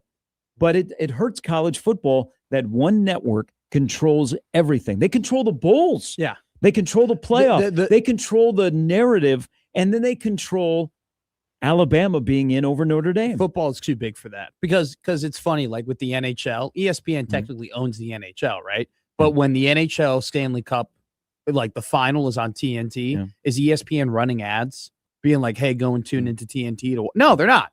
They're like, we're not supporting. This isn't a big enough entity where we need to do that. But you have Fox broadcasters on an NFL game saying, hey, make sure to tune over to CBS or make sure to tune over to NBC because they know they have to play nice with. And by the way, all this crap just boils down to college football needs a governing body yesterday, and they need a commissioner, and they need somebody in charge, and they need somebody that people are like afraid of and don't want to overstep. And they need kind of a system of checks and balances. But isn't the beauty of college football that it's imperfect? Yes. But there's not parity, and it's crazy, and we're attracted. Even though we complain about it, we still get up on Saturday and we put on our gear and we go to the game and we listen to the band and we're in the stadium and we win or lose. But the beauty of college football has always been that it's imperfect compared to the NFL. There's drama and there's just garbage, and we're like, this sport is awful. But hey, Alabama, Oklahoma, Friday night in Norman. Let's get some drinks. Look, I don't think that having more organization. And I'm not saying you're wrong. I know what you're saying about commissioner, and they need guardrails. They do. Yeah. But I love what you bring. Sport might have been better when you could cheat. Well, here's the funny thing about the Kenny Dillingham quote that I bring up, where he goes, everything's a mess. I'm like, you're right, Kenny. At the same time, hasn't it always been that way? And that's what we're attracted to. It was behind closed punches. It's behind closed doors, right? Now we have opened up the door and you've walked into the college fraternity that's got 9 guys living there, and the beer bottles are everywhere and the trash is everywhere. And no one's done the dishes and it smells like crap. Like, that's what we've opened the door into the crappy house. Now, I still think that even if you had organization and a commissioner and guardrails, like you mentioned, you're still going to have the stupidity of college football, of like Bobby Petrino being rehired and like guys going up in the stands and waving, the T-shirts. Like, you're still going to have. That's part of college football. Exactly. You're still going to have that. You're still going to have that, is what I'm saying. Knocking the helicoptering. No, I'm not knocking it. You're still going to have the parody and stupidity and craziness of college football. We just need somebody that is an ESPN that you answer to, that can say, hey, no, you can't do that. You can't You can't clearly put Alabama ahead of Notre Dame to insulate Alabama because they're an SEC team and which a team that you have great interest in and that you broadcast. You can't do that without merit. You can't go ahead and knock Notre Dame out because you got to suck up to the ACC because they can't have a playoff that doesn't have an ACC team in because it would go against the current system that you've created. You can't do that. They need somebody to knock them over the head and be like, hey, you're a dummy. Do something different. They don't have that. God, I love the sport. And a lot of you do.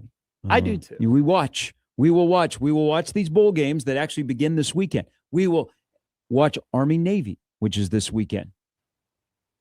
We will. We always do. People say they do. I do. Yeah. I will say this, though. I'm not like, on the edge of my seat, right up to the TV, analyzing every play, like looking like, it's on. I'm watching it. I like watching Army Navy. I don't follow the service academies as much as I used to. I think it's one of those games that every college football fan needs to find a way to go to the East Coast and watch that game in person.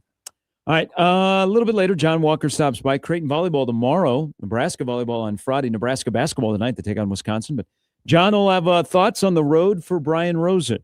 Also, why are they making those? I know Creighton is a rigorous academic school. You know what? If you're a professor, just say, hey, Ava Martin, it's okay. You can come back and take a final. You don't worry about getting to the Final Four. They have deadlines, Gary. They got to submit the grades at a certain time. You know what? Make an exception. This is a big deal. I agree. Also, Creighton men's basketball back in action at against Kansas State. PJ Haggerty will be in town this weekend.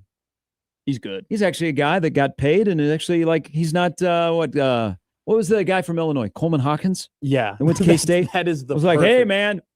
He walked in with a gun. He's like, I'm holding you up. Or you could just say AJ Storr has done that too. What did Hawkins get, like $2 or $3 million to average 7 a game? It was 2. It was reportedly 2. He should be in the Riley County lockup. You know that Illinois fans hated him before he even left?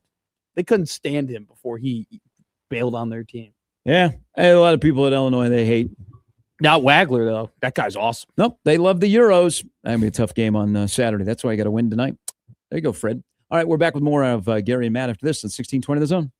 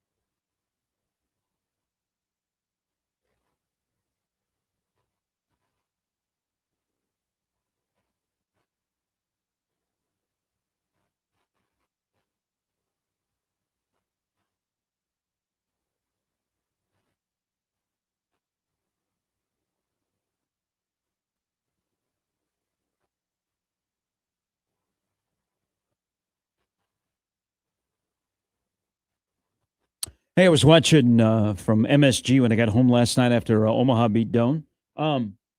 The Jimmy V Classic, saw the UConn-Florida game, almost the entire game. Why doesn't North Carolina State ever play in the Jimmy V Classic? I don't know why. Why? Oh, no, yes, because he coached Jim Valvano, coached North Carolina State. I don't know why. That would make a lot of sense. Maybe especially too much now with sense. Will Wade there. It would make a lot of sense. I don't know why. I couldn't tell you. I Have think they're they ever just. played in the Jimmy V Classic? I can. I mean, I know North Carolina State has gone through it. That would just seem like a nice little thing once in a while to have North Carolina State play in the Jimmy V Classic. But UConn beat Florida last night. The SEC, after being so dominant last year, they're 13-32 against Quad 1 teams. Lamar Wilkinson, by the way, had a monster night last night, and Penn State's not very good at basketball. He hit 10 threes. He scored 44, and they won by, what'd they win, by 41? I mean, they ain't no Nebraska against Omaha women. No. IU, Good. yeah, good school. It's good to live in Bloomington right now. They both on the men's and women's sides. The men played in 2002, but they haven't played, and that was the inaugural Jimmy V Classic. But they haven't played since then. How soon we forget. You can go to 1620thezone.com for your chance to win a 4-pack of passes to AEW Dynamite. New Year's Smash coming up New Year's Eve. Really? Liberty First Credit Union. Wow. Okay. Cool. Yeah. I didn't even know that New Year's Smash was in Omaha for All Elite Wrestling. They actually will be in town on Monday. Okay. Yeah. Are they coming to? Are they doing anything with? I don't know. Omaha? They were supposed to talk to our producer, and I don't know what happened there. Okay. Yeah. But they're going to be in town on Monday. Okay, I got you, dude. I would love to have an AEW wrestler in here. You get Kenny Omega. Like, how was it? How was it performed at the Tokyo Dome, Kenny? How was it having the first ever 7-star match in Dave Meltzer's historical brand history? How about that, Kenny? Zach writes into the Equitable Bank inbox where they take banking personally. We haven't heard from Old Man Doug post Sunday. I know he was out of town. He said he wasn't watching the game. Yes, he did. I would like his thoughts. He said he was glad he wasn't watching the game, and then he checked the score and he didn't know what. He was like, "Oh, how did that happen?" Well, we can tell you. There's a guy named Rink Masks, and he had a really good game. And there's a guy named Bear Cape Buchtengel who was clearing all the boards. And then there was Sammy Hoiberg. It was a slash into the rim, baby. 1.5 underdog tonight. The 8 o'clock tip at PBA. Nebraska is an underdog to Wisconsin.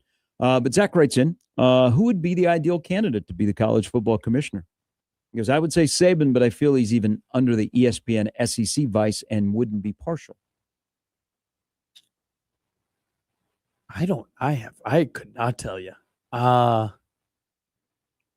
don't know, but look, I think Greg Sankey's a great commissioner of the SEC. Mm-hmm. And I think that if he were to remove his SEC bias, he'd actually be a pretty damn good commissioner of, the Super League or whatever. The problem is that I don't think you can just remove his SEC bias if you've been such a honk for the SEC like he has for the last couple of years. Would it be easier just to, sit some adults down and say, you're an athletic director, you're a conference head. You know what? How about doing the right thing? And let's just be adults in the room. Because I do see, you really think that conference heads or conferences in general are going to give up that much decision making? No. So it may be easier just to say, guys and gals, let's get together. Let's figure this out for the best of the sport. Or they could say, hey, this is going to be more so of the commissioner will more so be like a punishment unit than anything. And we're going to go ahead and hire somebody from the pro ranks. We're not going to hire somebody with college experience. We're just going to Condoleezza Rice, come on down. No. They're not going to hire any senators or Congress people or anything. She's involved with the Broncos. And she knows football. Remember, she was on the committee at one time. I'm not advocating for Condoleezza Rice to be the overlord of college football. I'm just advocating for somebody to be just kind of like a punishment wing of college football and be like, hey, Michigan, you clearly cheated and it gave you an advantage in multiple games, breaking NCAA rules. We're going to go ahead and we're going to give you a proper punishment and not punish Michigan State more for doing things that weren't even half as bad as what Michigan did. Doesn't Joel Klatt have he's always said that college conferences are like colonies. Yeah, that's a good way. Prior to the Constitution. Yeah, as opposed to being states that are in a union. all Isn't have- that his like famous line when he might talks be. about It's- college It's football? perfect. It's perfect because it is. Each state had their own governing laws, their own like Supreme Court and everything. They still do, but All right, halfway home, halfway through the week, a little bit later, John Walker and Brandon Vogel will stop by. When we come back, so part of this discussion about the playoff, when you're looking at it through the lens of your local team, there's a little bit of jealousy and thinking about what if. So let's do that because I'm living vicariously through what's going on in Norman, Oklahoma right now. That's coming up next on 1620 The Zone.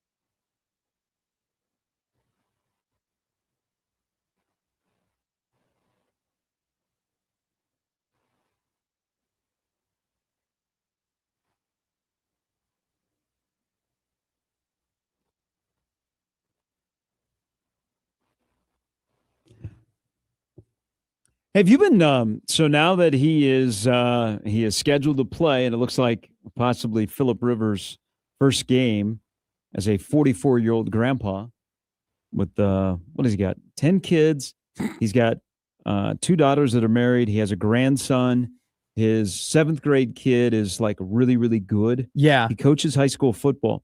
Have you been following along the story of why this is happening? Okay, so I read a CBS article trying to find the answers of why and how, and just why does Philip want to do it? Why do the Colts want to do it? Why did they both mutually think this is a good idea? So no, I would, if you have those answers, I'd love to be enlightened, because I can't find his them. His new head coach in Indianapolis, Shane Steichen, is 40 years old. Okay.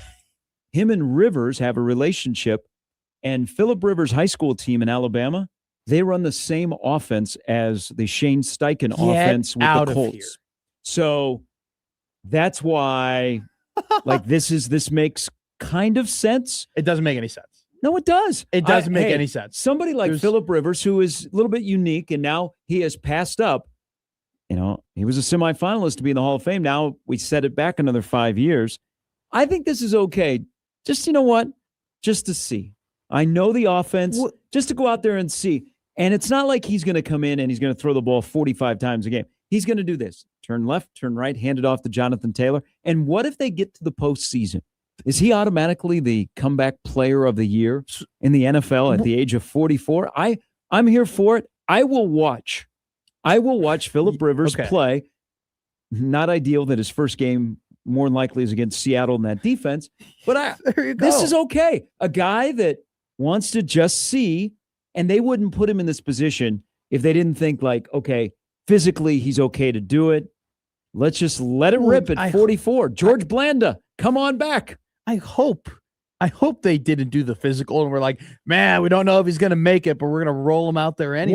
Why are you opposed to guys? Dumb. Because it's Magic stupid. Johnson. Because Michael Jordan. There are plenty of young quarterbacks out there for the Indianapolis Colts that have some sort of lick of athleticism and that come from maybe similar trees of Shane Steichen that could put together and maybe give them a better chance to win. It's also dumb from Rivers' perspective is he's 44. He hasn't played in 5 years. Now, granted, his last season with the Colts wasn't terrible. He wasn't awful, but he wasn't very good. Okay. Why would you want to go out there and get hit again by these 24-year-old, S brick houses who are all cock diesel, who are all trying to get, and by the way, he's playing the Seahawks, which is an awesome defense. And you know what? I'm okay. If somebody wants to see, they just want to see if they can do it. But I'm also, if I was a Colts fan, I'd be like, thank you.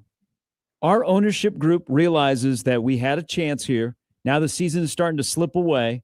We're going to do everything possible to give it a shot to make the postseason. And if that means getting a guy that understands our offense, that has played at a high level, albeit 6 years ago. 10 years ago.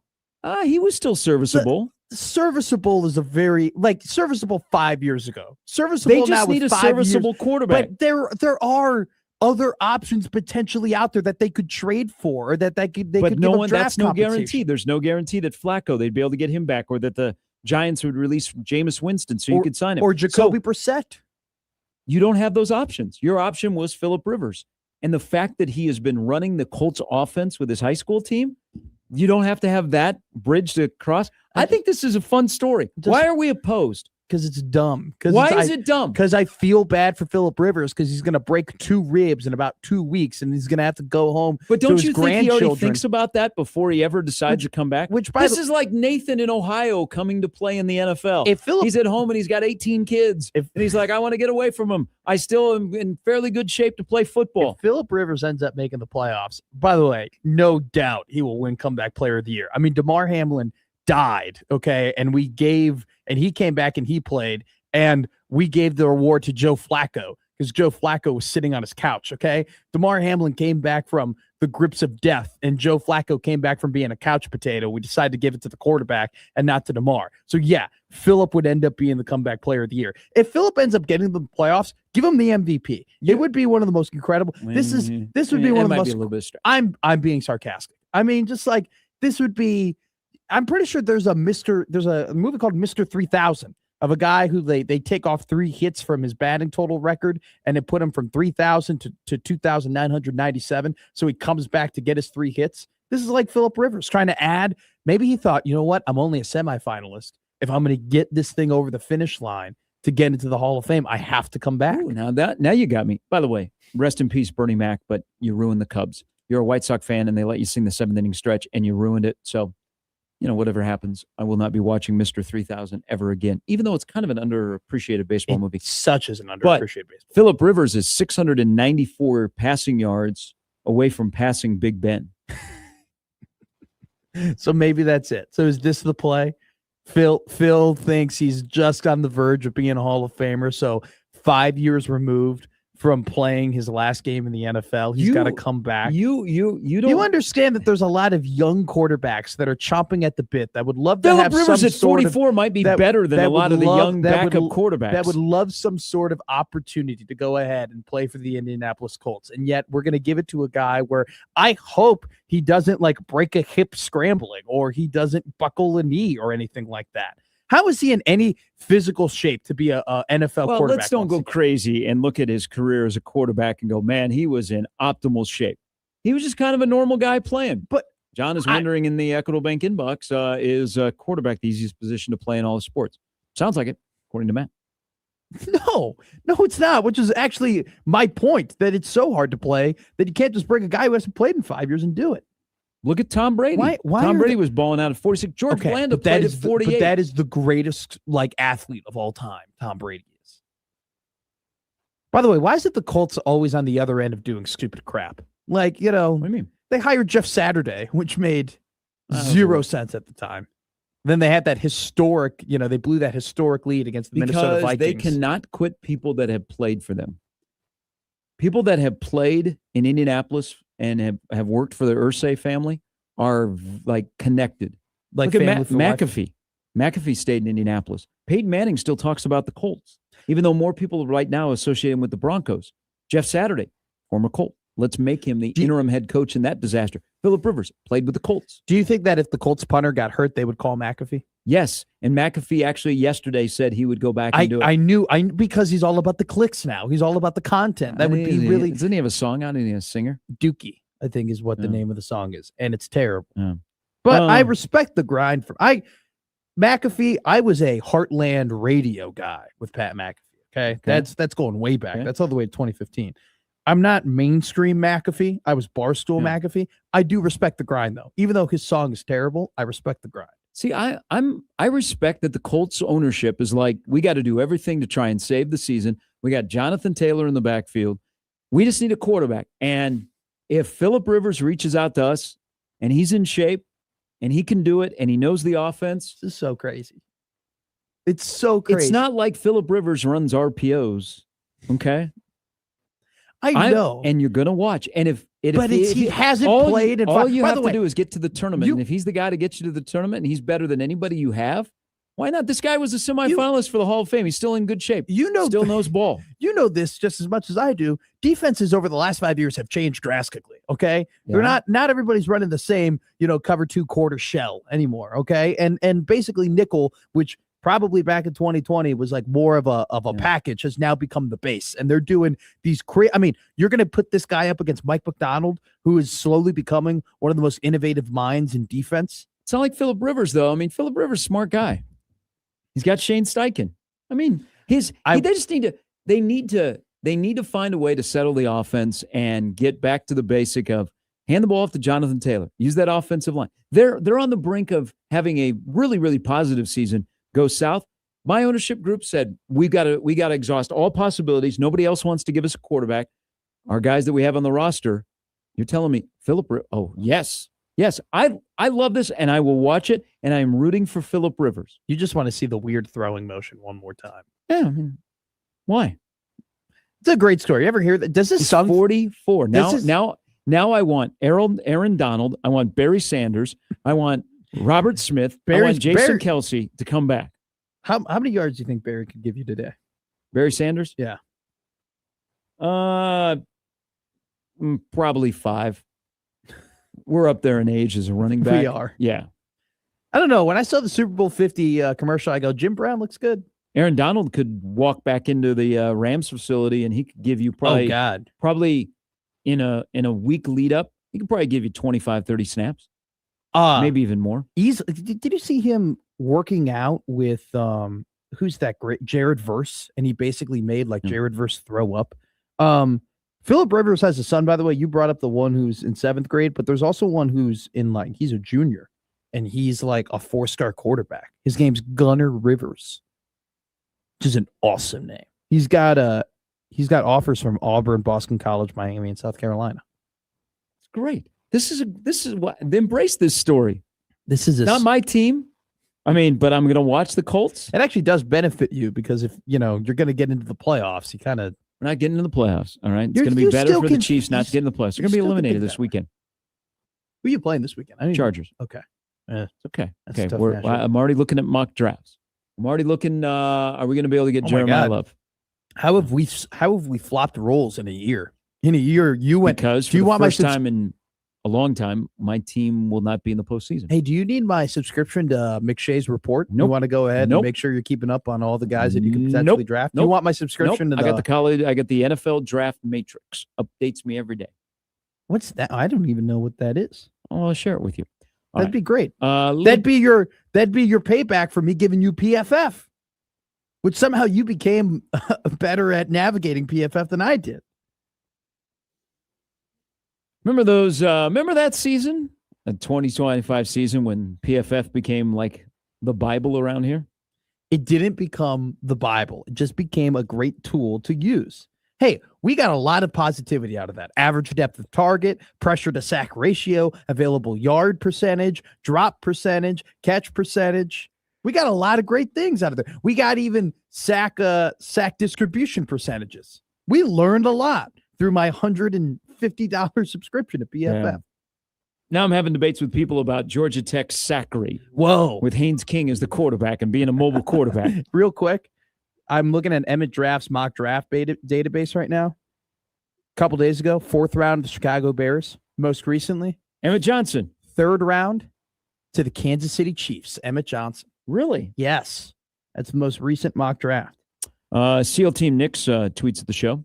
Rivers started his career at the tail end of the kill the quarterback era. He'll be fine as long as that shoulder and those knees hold up.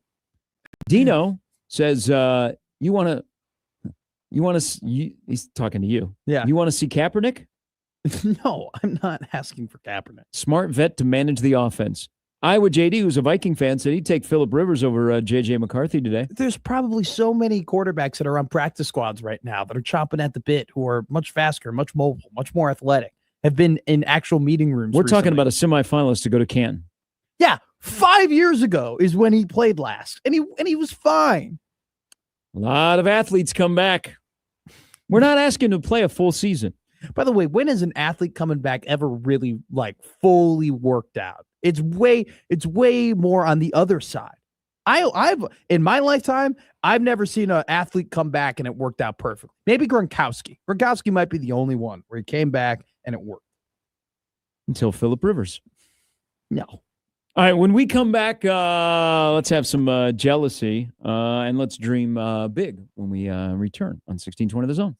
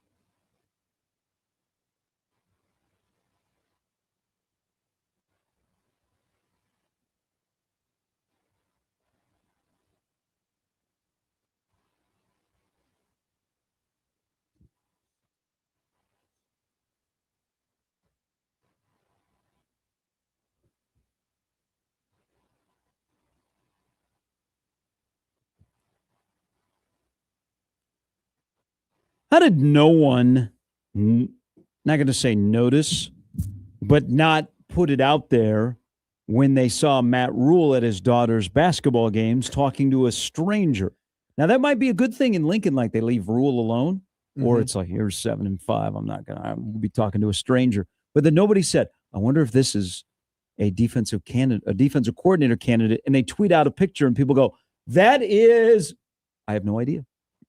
That's a good point. As he told that story, nobody would know who Rob Orich is based on a photo. Rule's brother-in-law is in town watching his daughters play basketball. I actually think that might be the reason why you didn't get a picture from them watching youth basketball together. I think they're just two white dudes, right? Just like sitting down watching youth basketball games. Like I don't think anybody like notices anything about that. You just like you're not going to take and also too.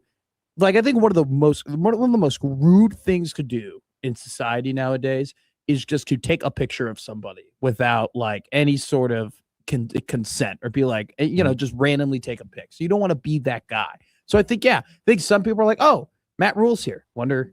I don't even think they were wondering who he was talking to. I think they were just like, oh, Matt Rule's here. And they just moved on. Which Hall of Fame question from Sipple being like, was that like, did you know anybody playing in the girls' basketball game? Did you know anybody? And then Rule's response of like, yeah, dude, my daughters. like they had to pause the press conference because he was so shocked Sipple would ask him that. To be fair though, to Sipple, I could see how his mind might meld the fact into, wow, this is a really unique interviewing experiments, interviewing method where you bring them to a very chaotic environment like a youth basketball game and you put them under pressure. Like that's actually very interesting. I could see how his brain might have put 1 + 1 + 1 together to get there. Instead of thinking, obviously, he's got some sort of, because he's probably like, you know what? Rule wants to hide this guy. They won't even think anything if they're just two strangers at a youth basketball game on a Saturday morning in Lincoln. Exactly. I could see how Sip is like, God, he's a genius. He's a genius bringing him to this chaotic environment. I could tell Rule got excited because, they talked ball, they talked fit, they talked motivation, they talked energy, and they probably talked about, hey, Rob Orich, I got to get this right. This is the difference between me keeping my job and me losing my job. I hope you're good. Okay. But he threw out some names, and knowing some football coaches at South Dakota State, North Dakota State, the names that he was throwing out from Matt Entz to Jason Eck, two guys that have coached the Missouri Valley Conference in the Dakotas, because we're still looking at his resume and we're like, because now the tone today is, okay, look at the ranking of teams that San Diego State played that were offense. Okay? 100, that's fair. Watch the film. You're not going to know until October. But you're not wrong. I do pay attention and I perk up when they talk about individuals who I respect. I think Jason Eck is a star. I think if Jason Eck was a skinnier guy, he would have more opportunities. Jason Eck is a bigger guy, and he don't care. He just likes to coach football, but he's going to coach football, and I wouldn't be surprised if he's coaching in Madison, Wisconsin. But Jason Eck's going to be in the Big Ten. Jason Eck is a really good football coach, but working for Jason Eck doesn't hire bums, okay? He hires guys that think the same way he does. Mm-hmm. And Jason Eck is a high-level, successful football coach. So when you start mentioning people that had something good to say, and it was nice that they had Andrew Marshall, and he came up and talked to the media. Also let you know more about Eckler, that Eckler's certified crazy. That was a great quote. But there's sometimes if you just know ball, you can relay ball. Yeah. And you have a passion for ball, and you teach people the same ball that you have, and then you hope they have the right players to execute that. But I think as we're going to find out through the changing of the guard on defense is they're going to be aligned better. They're going to know their job better. They're going to be put in the position to succeed. Yeah. They're going to be the right fit in terms of where they should be, where they can rush the passer instead of getting rushed by the offensive line. So it might not be this, and I said that, yesterday, kind of let's just watch this, but you're not going to know for a while. Yeah. Might just be they had the wrong fit. Rule admitted his mistake out loud. You have to suck a little pride there. Butler was wrong. Defensive line coach was wrong. And we're hiring a guy that knows how to communicate and can put people in the right position. And then we'll just let it play out. because I do believe that Rule, in his heart of heart, thinks that they have enough talent on this roster to be able to get to where he's going. I think he not necessarily behind that. They've got to. yeah. I mean, but he believes that it's the coaching that will change things. I think he believes that they have enough talent on their roster, plus the resources that they have to go and get more talent. I think there's a 1-to-1 there, and it's interesting, Gary. Like, you know, there are things that stick with you, and there are things that stick with me in terms of what we hear and what we consume and what we read, right? And one of the things that has stuck with you that now sticks with me is because I now watch it. RVP saying energy against Iowa. Like, you go through a year and we watch all these press conferences and we read all these articles and we listen to these things, but in reality, there's probably like about 5 sentences worth of words that really stick with us, that we're really like, oh, that mattered, or oh, that made a difference, you know? And like another example is like, you know, Butler. There's actually 2 Butler ones, right? Him saying we don't have good enough players and him saying I'd run the ball on me, right? Yeah. And so with Van Poppel, that was one of them. How do you not have energy versus Iowa?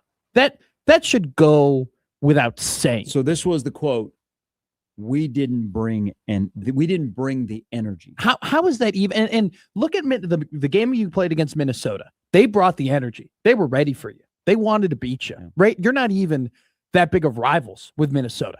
You played Penn State. Penn State brought the energy. Penn State wanted to beat you. Why are other teams bringing energy against Nebraska, but Nebraska can't find a way to motivate themselves to bring energy against teams in plenty of games that they played this year that were big? Nebraska has not played as many quote unquote big games this season that they have in the last couple of, like, they've played so many more big games this year than they have in the past, that just the presence of the teams that you're playing should get you up, get you going, get you ready to go out and execute. And so the fact that that isn't good enough, and then they don't have the people around them that are like enforcing that and encouraging that. That's why I like when I hear the whole Orich has energy. Like, okay, I didn't know that was a problem until Van Poppel said it, but clearly it is. So let's get more guys in the building that can bring us there. Yeah. I think maybe Ryder Van Poppel, he was the code red on his defensive line coach. That seriously? I mean, why wouldn't he be? Because he was the guy that you redshirted, that people were like, how the hell do you redshirt this guy? And him, along with Cam Lenhart, were 2 dudes that you were like, hey, they have to get better. If this team is going to get good and this team is going to solve problems we think they're going to have, they need to improve. They didn't improve not only from last season through an entire offseason into this season, they didn't even improve from week 1 to week 12. Yeah. Embarrassing. It's so probably maybe a little bit, and we'll find out sooner than later because they have a defensive line job open, is you got your guy or your number 1 or number 2 target. It's like, hey, you have a fallback. If if you're not able to get the number 1 guy, number 2 is going to accept the job. So you already know. So let's make the move now, because you make a move and you already know what you're going to do. Sure. And probably you throw in a little bit of the energy. The Terry Braden thing is a really interesting role in the rest of the year, because as I look at guys that are being added, he probably had a couple of things going against him. One, he inherited a young group. He's a young college coach. Okay. So everything aligned. You had poor defensive coordinator. So that did not help you, but you also didn't recruit. I think one thing was pretty apparent yesterday is Rule's trying to get the recruiters and he's trying to get the developers. Sure. Okay. And he's trying to meld them together. And if you can't do either one, then you don't have a job at the University of Nebraska. And I think his young defensive line coach, I should say young because he's cut his teeth in the NFL, but in college, you can't do either. Yeah. Okay. We can't move forward because my new guy doesn't have time to help you learn the job. Well, that, and we don't have time, period.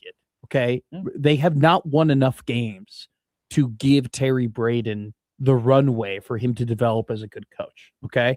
Like, they just, they are not a program that is in a position where they could be like, oh, okay, don't worry, we have it all figured out. We can be a little bit lesser in the coaching department here, because eventually you'll be greater and it'll be really good for us. It'll be really good for the program for it to have a story like we brought you in and you were great. And no, you can't do that. They kind of just go and win and get great coaches. I mean, I think they're all on Cruton, because he's gonna officially add a Lonnie Teasley from South Carolina, who got fired mid-year but he can recruit. Yeah. Like if you look at the last two recruiting classes, the offensive line in South Carolina, he might not be able to coach. And the South Carolina people are telling you he can't coach offensive line, but he can go out and get talent. So it's not like I think there's going to be a Dan Young, Milt Tenniper thing. Sure. I think it is Jeep is in charge. And they say to Lonnie Teasley, go get us some dudes. Let Jeep coach them up. Yeah. And you stand with the offensive line and you make sure that the guys you brought to campus are feeling good and they're developing. Yeah. And then go get us some more guys. I mean, that's a good system.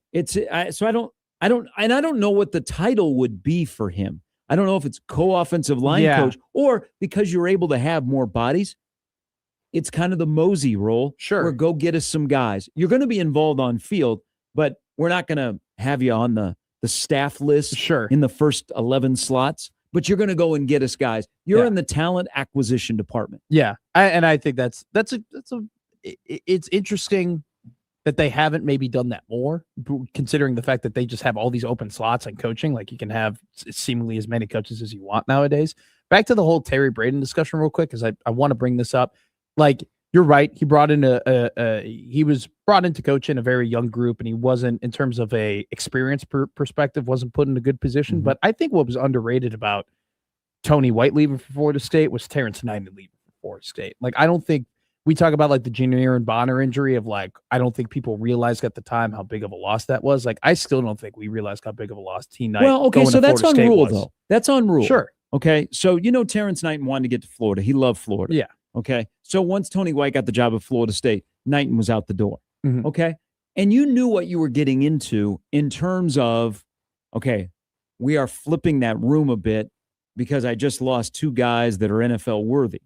Oh, yeah. Okay, in a conference, and maybe this is, I don't know about the Big Ten. I would hope by now you know about the Big Ten, how you compete and how you adapt in the Big Ten, and you got to do it on the trenches on your defensive line. And with that said, that was the wrong coach to hire. That was an opportunity to go out and spend money and get a veteran defensive line coach that could come in instead of maybe doing a favor for somebody that said, hey, this is an up-and-comer. God, I think you'd give him a shot. You know what? Got NFL background like you, Matt. Okay? I know. My son's playing there. I'm going to give him a heavy recommendation. And he was on with us with the Chiefs. He learned under the best, man. He coached Chris Jones.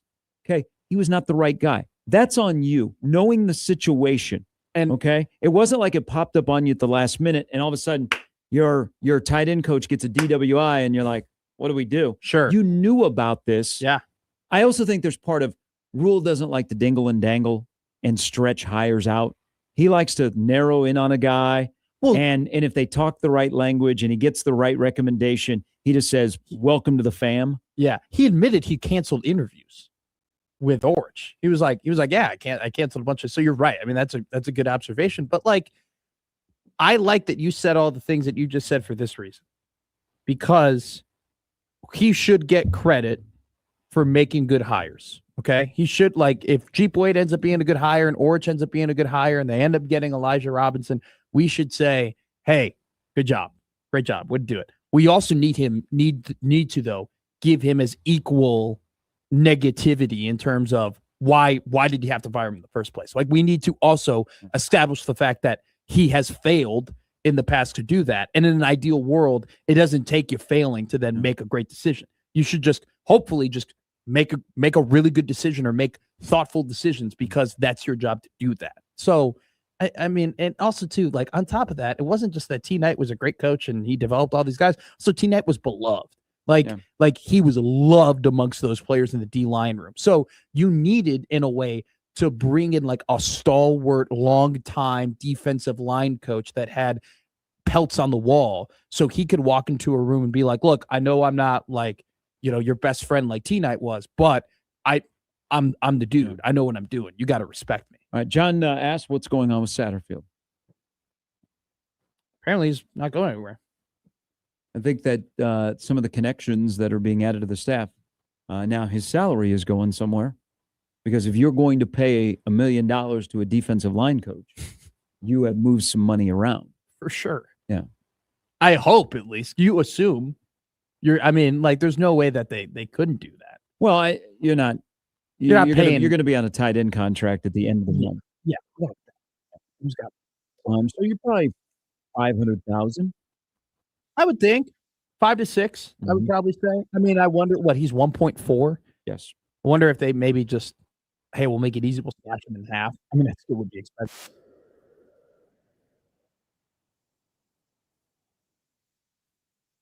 I mean, who's to say until it happens? I mean, they clearly like him. I mean, so I'm following here what's going on in Norman between Alabama and Oklahoma. So they play a playoff game at Memorial Stadium, Owen Field in Norman, 1 week from Friday. Nighttime game, Alabama, Oklahoma playoff.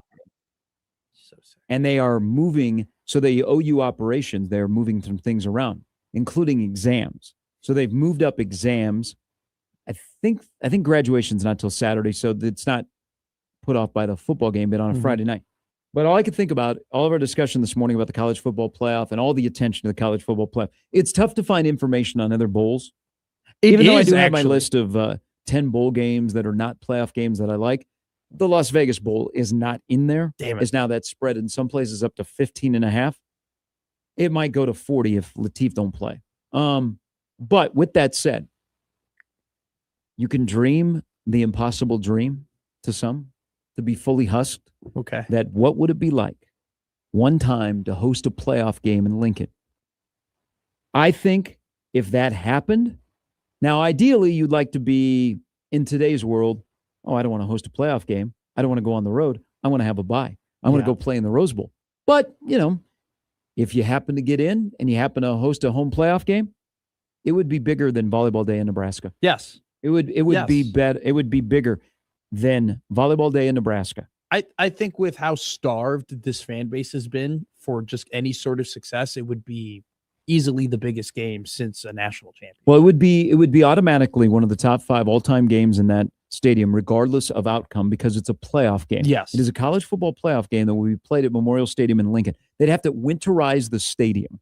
All right. And what is the temperature like next week? It's kind of like supposed to warm up midweek. So let's say on a Friday night in Lincoln, in the middle of December, it's 14 degrees. You remember what it was like in South Bend last year when IU played there? It was, cold. But place was packed. It was awesome. And it was a great atmosphere. I don't think it would be the only thing in that stadium that could top Volleyball Day in Nebraska. And that would be a home college football playoff game. Just let yourself go there for a moment. Think about what it would be like. They'd have to shut down. They would move up exams. They'd go into operational mode.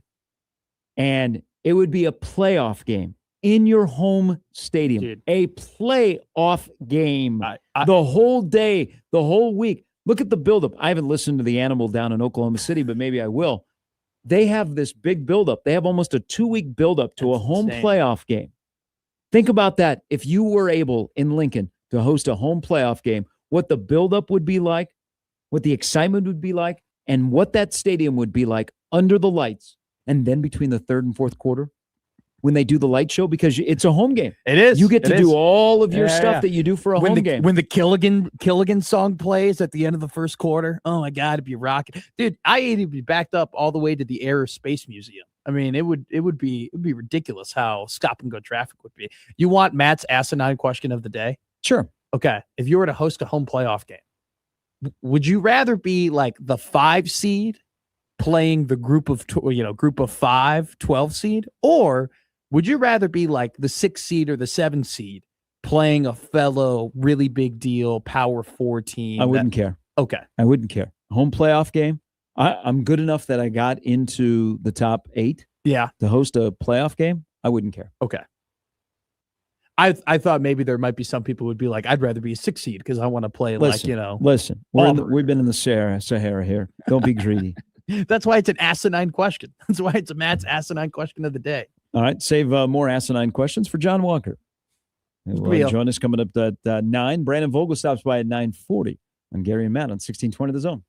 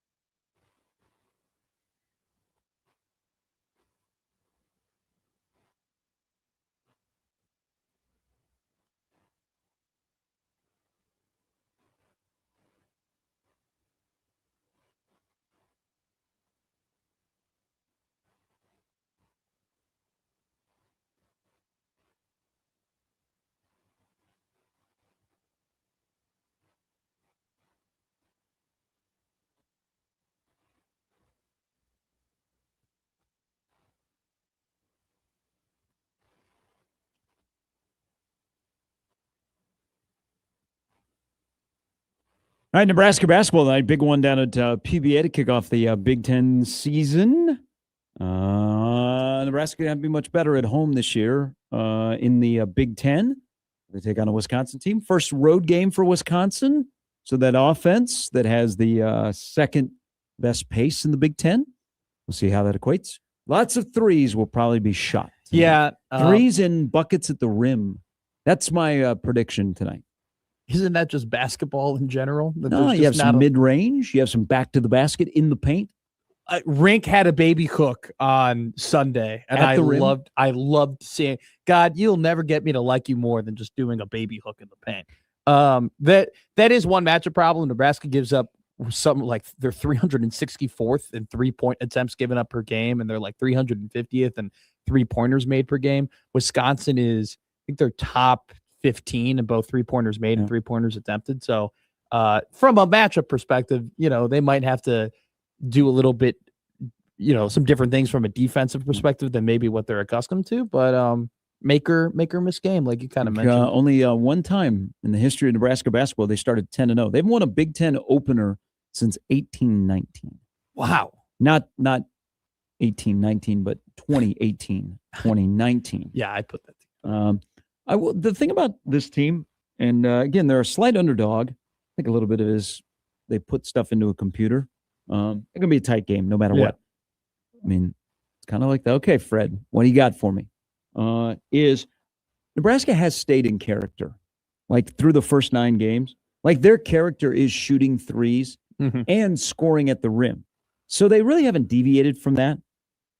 They haven't been dinged where shots weren't falling and they get caught on the backside. So I'm glad that they have an identity. Yeah. And they establish an identity early. And I think this will be the identity throughout the entire season. I think Nebraska, in terms of their makeup, is who they are. Now, you can't afford, I think they can overcome some of a season, but they can't overcome another injury to a frontline guy. No. But they have an identity. They've stuck with it. They're not searching for an identity, kind of what Creighton is in a little bit of an identity crisis. But again, this is an important game tonight. Just from because you know what it'll be like tomorrow morning. If Nebraska lays an egg and maybe they could beat by 7-8. They could beat by, John Blackwell goes nuts and he scores 26 again and Boyd goes off. He's going to be like, well, told you so. The first real tough team they play. That's why it's like important to go, just a reminder, you know what? We're a good basketball team. Yeah. And there are winners and losers and there's the optics of tonight. But man, you got an opportunity playing at home to kick off the Big Ten before you have the next 4 are going to be tough, especially on Saturday. To start 1-0, because this seems like the coin flip game of those 4 that you got to go get. Yeah. And in the past, success, you're like, oh, boom. Yeah. You go get. It's a good conversation to have. It's more so, and I think, and now I don't believe this. Okay, I think Nebraska's a good team, and I think Nebraska's ranked because they are a good team. But from like the outsider perspective, they're kind of ranked on the principle of, well, they're undefeated. And they're not necessarily ranked on the principle of like, oh, they're actually the 23rd best team in the country. The 23rd best team in the country goes ahead and plays a team like Wisconsin, who, is below them on a lot of these rankings at home in what will be a raucous crowd. The 23rd team in the country goes out and wins that game. I heard on 1620 that Nebraska fans only show up for the Creighton game. Oh, really? Yep. Is this one of those tickets or one of those tickets where I leave 2 in my hotel room and I come back and there's 4 there? Is that what I'm hearing? You're saying that the maids give you tickets? Isn't that like the classic joke when it's like a bad game, like somebody? Yeah, but it's not in your hotel room. Oh, is it in your car? In your car. Oh, okay, my bad. So Barkley said hotel room one time on NBA on TNT. A lot of my basketball-based jokes just comes from like watching NBA on TNT inside the NBA from 2011 to 2016. But I have Is this game sold out tonight? It's got to be. I gave you some smart basketball thoughts. Do you want a dumb basketball thought from me? Sure. Okay. So Nebraska basketball last game scored 71 points. It was their second lowest total of the season. They're a make or miss team. They actually didn't have the most amount of success we've seen them have this year in terms of shooting the basketball, and yet they were able to get a win off their defense. Does part of you, and this is why it's a dumb basketball thought, does part of you think like, oh, they missed a lot of shots last game, like they're due to make a lot of shots tonight against Wisconsin? Because it kind of evens itself out. Sometimes it does. Yeah. Like I'm like coming off of like Nebraska having like a 101 point game. I Mhm. feel like, all right, this next game, it just feels like the bottom's going to fall out a little bit. And they're like, they once again, dumb basketball thought. They used up all their made shots in that one game. And so they'll regress back to the mean. I think tonight, like, it's one of those things where I look at them and I go, they're going to be fired up. Sam Hoiberg is confident. Rick Mass is confident. Bearcase confident. These guys know what they have. They believe in their team. They believe in their chemistry. They believe in coaching. I think that this is a big game to confirm what they know about themselves already, which is that they are a good team that can compete in the postseason. And, it's a game to confirm to the people who have watched this team game in and game out that they are a postseason caliber type team because they've done nothing but prove that through the first 9 games. Looks like the only seats that are available are in the 300 level tonight. How much? Dark up there. How much? How much? What are those face value? Like 25? Yeah, typically. I paid $16 for those tickets when they played Purdue. I wasn't able to rush the A little court. bit steep up there, a little bit dark. I don't mind them. You're on top of the scoreboard. The last 2 times. I don't like the angle of the 300. It's very, it is steep. If you get on like what would be equivalent to like the 50-yard line, like if you get center court, it's pretty good. If you get behind the basket, it's rough. Like I tried watching the Indiana game from there, which they won that game. That was a tough watch. But the Iowa game that I went to last year, I was on the half court line. I liked it. It's fine. I think that 300 level is so much better than the 300 level that we have not too far away from here. Downtown, I don't mind sitting up high. Another thing that comes into play at PBA, and I don't sit in the 300, is when I have sat up there, the railing. So the railing you have to look through. I agree. If you're buying tickets up to the 300, your bread and butter is actually 4 through 7 as opposed to like 1 through 3. That definitely is a factor. I just think it's too high. Also, too, I'm the type of guy where I'm getting the cheapest ticket possible. So it's just like you're all the way, like you are up almost. You saw my seats at the volleyball game. Like I was up against a wall. So maybe I should just spend more money and get lower. But I prefer the 300 section at PBA. Joey writes in, I've been wondering, should Nebraska pull Quentin Rhymes' redshirt? I think Fred said the other day that the family has elected to go ahead and redshirt. So you bring up a Esiason, and you're right. They can't afford a Frager injury. They obviously can't afford a Mask or Sanford injury or anything like that. Or they definitely can't afford a Hoiberg injury. I think the Esiason injury is actually a little bit bigger than maybe people anticipate, just because I think Connor Esiason is not necessarily a threat because of what he did. He's a threat of what he can do. He just brings that, even if he was only averaging 5.5 points per game, he's an incredibly capable shooter and has proved through his college career that you can't just leave him wide open. And I think last year, if he would have had this injury, it would have been detrimental. Yes. This year, the roster is built to absorb it. Yes. You just can't have another one. So a frontline guy. And also, of course, you can't have 51 going down. Also, like when Ty Berry got hurt for Northwestern, I'm like, oh, we're not going to have a Ty Berry. Why are we talking about Northwestern? But this is a good comparison. Nothing to do with Nebraska basketball. Yes, it does. It has nothing to do with Nebraska when Berry basketball. went down, I go, they're not going to have a Ty Berry game this year. We're not going to have one game or maybe even 2 where it's like you just win because Ty got hot. You've been sitting on that all week because you haven't talked about Northwestern basketball since last week. What is there to talk about? They're bad. They're awful. It's one of Chris's most athletic teams, and yet they don't know how to play basketball. It's a reverse Northwestern Wildcat team. I don't want to talk, but they lost to Ohio State. It was embarrassing. No. Are you saying that Nebraska basketball has more exciting whites than Northwestern? Yes. And actually, they actually do have more exciting, just straight objectively. They just have more exciting whites. But I'm saying you don't have the Connor Esiason game. You were, at some point this year, Nebraska was going to win a game because Connor just went off, okay? Because he just couldn't miss. And we saw that last year. Unfortunately, you don't get that game this year. All right, John Walker will join us next. We'll try and figure out Creighton basketball and talk some Creighton volleyball, who are on the road to the Final Four as they will play tomorrow against Arizona State in the afternoon in the Sweet 16 in Lexington, Kentucky. That's coming up in the last hour, along with Brandon Vogel on 1620 The Zone.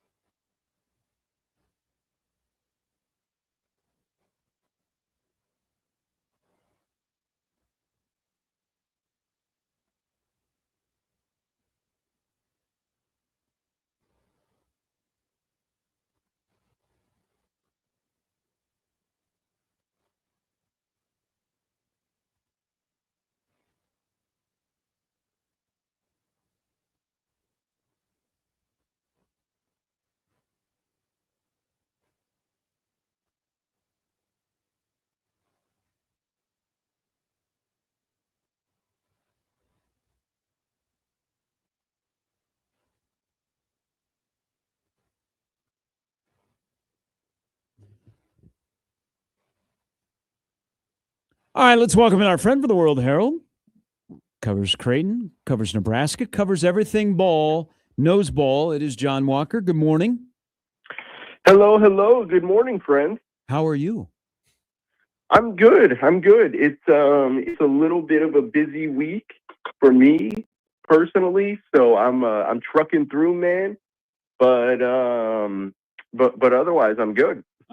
Hey, let's start. We'll get to basketball because people have a lot of questions and you have answers. Volleyball. So once again, and it used to be, people would say, "Man, Creighton, can they get to the Sweet 16?" And then it shifted, and this is a huge tribute to Coach Booth that she elevated this program where it's not like a pipe dream to get to the Final Four. The Creighton volleyball is in a position where they can compete against Power Four conference teams out of the Big East and get to the Final Four. What's the challenge beginning tomorrow in the Sweet 16 against Arizona State and Lexington, in your opinion? Yeah, they're going to have somebody step up offensively who's not named Ava Martin, which has been the case all year, right? Like whether that's Abby Hayes, whether that's Jaya Johnson, teams have tried to wall off Ava Martin, and rightfully so. And Anna Mater has done a good job at keeping parity in Creighton's offense, and they're going to need that Thursday, tomorrow, against Arizona State, one of the best blocking teams in the country. They have 3 players averaging over a block a set. They're 2.7 something blocks a set as a team, or whatever. I wrote it last night and can't even remember what it is. Whatever the stat is, they're 6th or 8th nationally in total blocks. So that's key for Creighton. They're going to have to attack in different ways. Is that Kiara Reinhardt, right up the middle? Is that Jaya Johnson? Is it Abby Hayes? We'll find out tomorrow. But one thing that Brian Rosen said at his Monday availability was that if we just keep setting the ball to Ava Martin, it will not work.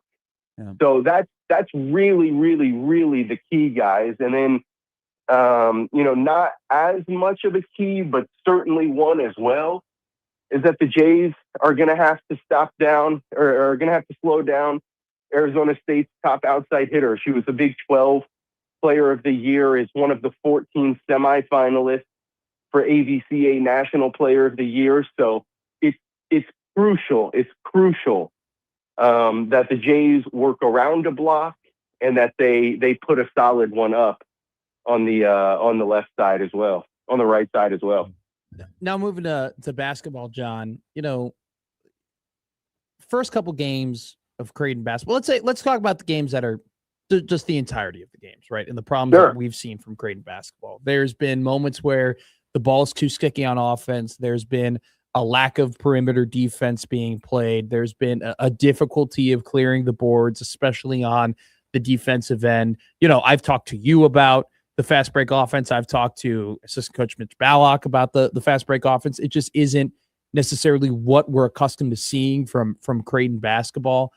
From game 1 to game 9 against Nebraska, what had gotten better in that stretch for Creighton? That's a really good question.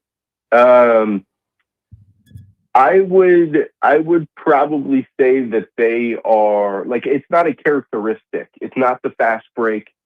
It's not the paint defense.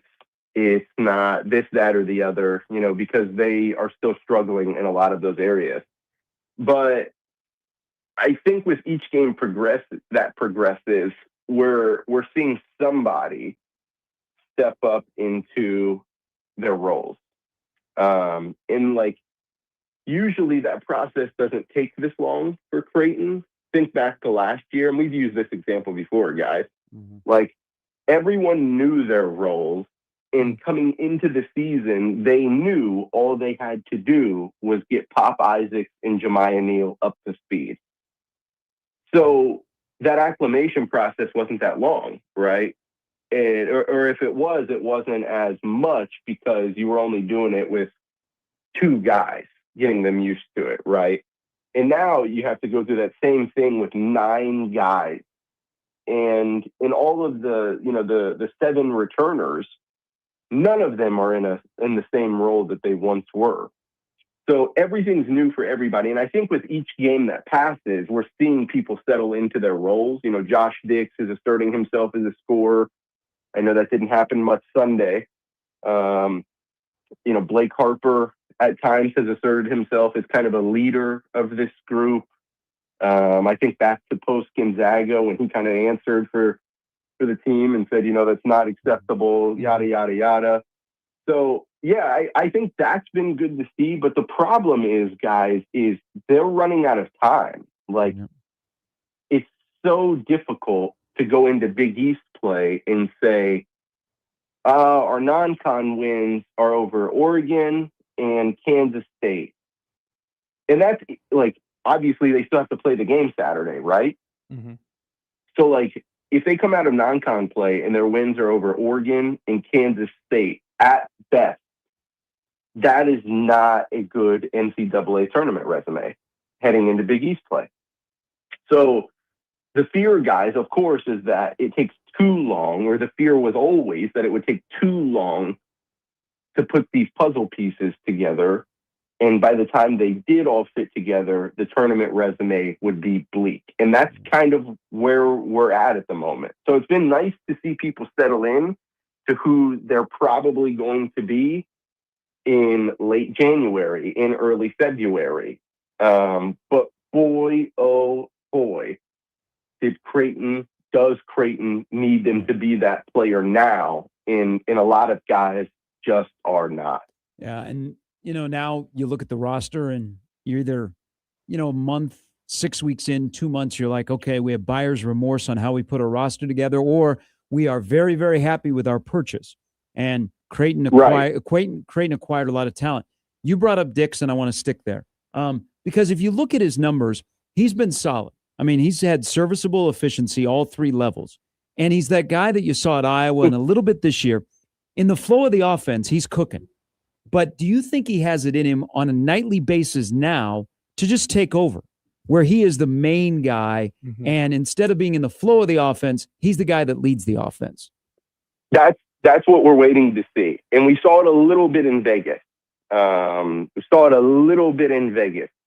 Certainly did not see that as much Sunday at Nebraska. But we saw it a little bit in Vegas. I would think so. Like, somebody has to fully grasp the reins of this offense. Who is that? I wrote before the season that if Creighton was going to reach its ceiling, that had to be Josh Dix, because of what the Jays expected when they got him out of the portal, because of how highly touted a prospect he was coming out of the portal. All signs pointed to Josh Dix being the guy at Creighton this year, right? Especially after Owen's injury, and we knew it'd take time for him to get back and et cetera. But we knew that, or at least I thought, for Creighton to reach its ceiling, Josh Dix had to play to his potential. And I think it'd be fair to say he hasn't so far, collectively. Like, he's shown it in glimpses. But I think I had asked Mac after the Nichols game on Tuesday, like, is that what you expected of Josh? I can't remember what he had, but he played really well. Obviously, it's against Nichols. I said, is that what you expected of Josh? And he's like, yes, like, that's who we thought we were getting, essentially. I'm like, okay. So, that kind of tells you where we're at. Who is going to take the reins of this offense? Guys, I don't know. I don't know if they know. You would love to think it's Josh Dix.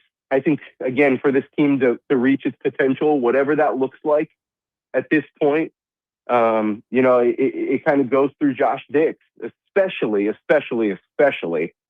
while Owen Freeman finds his footing still in this road to recovery back from off-season meniscus surgery. So, yeah, I think that it has to be Josh. I think Josh wants it to be Josh, obviously. And boy, we'll see. But they got to get something figured out quickly, guys. John, Coach Mack in his radio post game said that he's done coaching communication and effort. And, he said a couple times now that he's looking for 5 to 6 guys who are just going to go out there and let it rip. And, he even talking about Nebraska, and he didn't say this outright, but when he said, man, Sam Hoiberg, all he wants to do is win. And, Nebraska, they have champions in their roles. It almost came across to me as like he wished he had that's something that he yearns for on his team. Are you concerned at all by Mac's tone and some of Mac's words when it comes to the current state of this roster? Absolutely. How could you not be? Excuse me. Sunday was the third time. I was talking to somebody about this after the Nebraska game. Sunday was the third time that Greg McDermott has essentially outwardly challenged his roster. And if he's doing that, and I'm not saying he's like berating them or anything, but no, I mean, that's what it is. He has outwardly challenged his roster. Hey, I love that Nebraska has all of these guys who play in their role, and that's what makes them really good. Do you think that's not a message to his team and a bunch of guys that he's trying to get to settle into their roles or figure out what their roles are? No, it absolutely is. And then we all know what he said after what I believe North Dakota game, or it was the Maryland Eastern Shore game, one of those two before they left for Vegas, where he said, we've got to get guys who will what did he say? Who will consistently hook it up. And then he said something opening night too, after the South Dakota win. So yeah, I think it's a little bit concerning. Like, I think you see the urgency of Greg McDermott trying to get his team to respond to something, to anything. The thing is, guys, like, we're more than a month into the season, and he's still in the fact-finding stage of his rotation. That's what he said in Vegas, in one of the last games in Vegas. He said that he was still in the fact-gathering stage, fact-finding stage of figuring out what their rotation's going to be. And I don't know if the Nichols game helps with that so much. Nebraska probably does a little bit, exposing some guys who will or won't be pieces of the rotation moving forward. But yeah, guys, all of that to say, a long meandering way to say, absolutely. Like, if the head coach is talking like that about his own roster, we have reason to be concerned, right? There's a lot of time to fix it. I think Creighton will be a really tough out in late January, in February, if they get there in March. But the fear, guys, again, is that their NCAA tournament resume is tanked at this point. And it's not necessarily the losses, right? You can lose to Gonzaga, probably not in that fashion, but like, you can lose on the road at Gonzaga.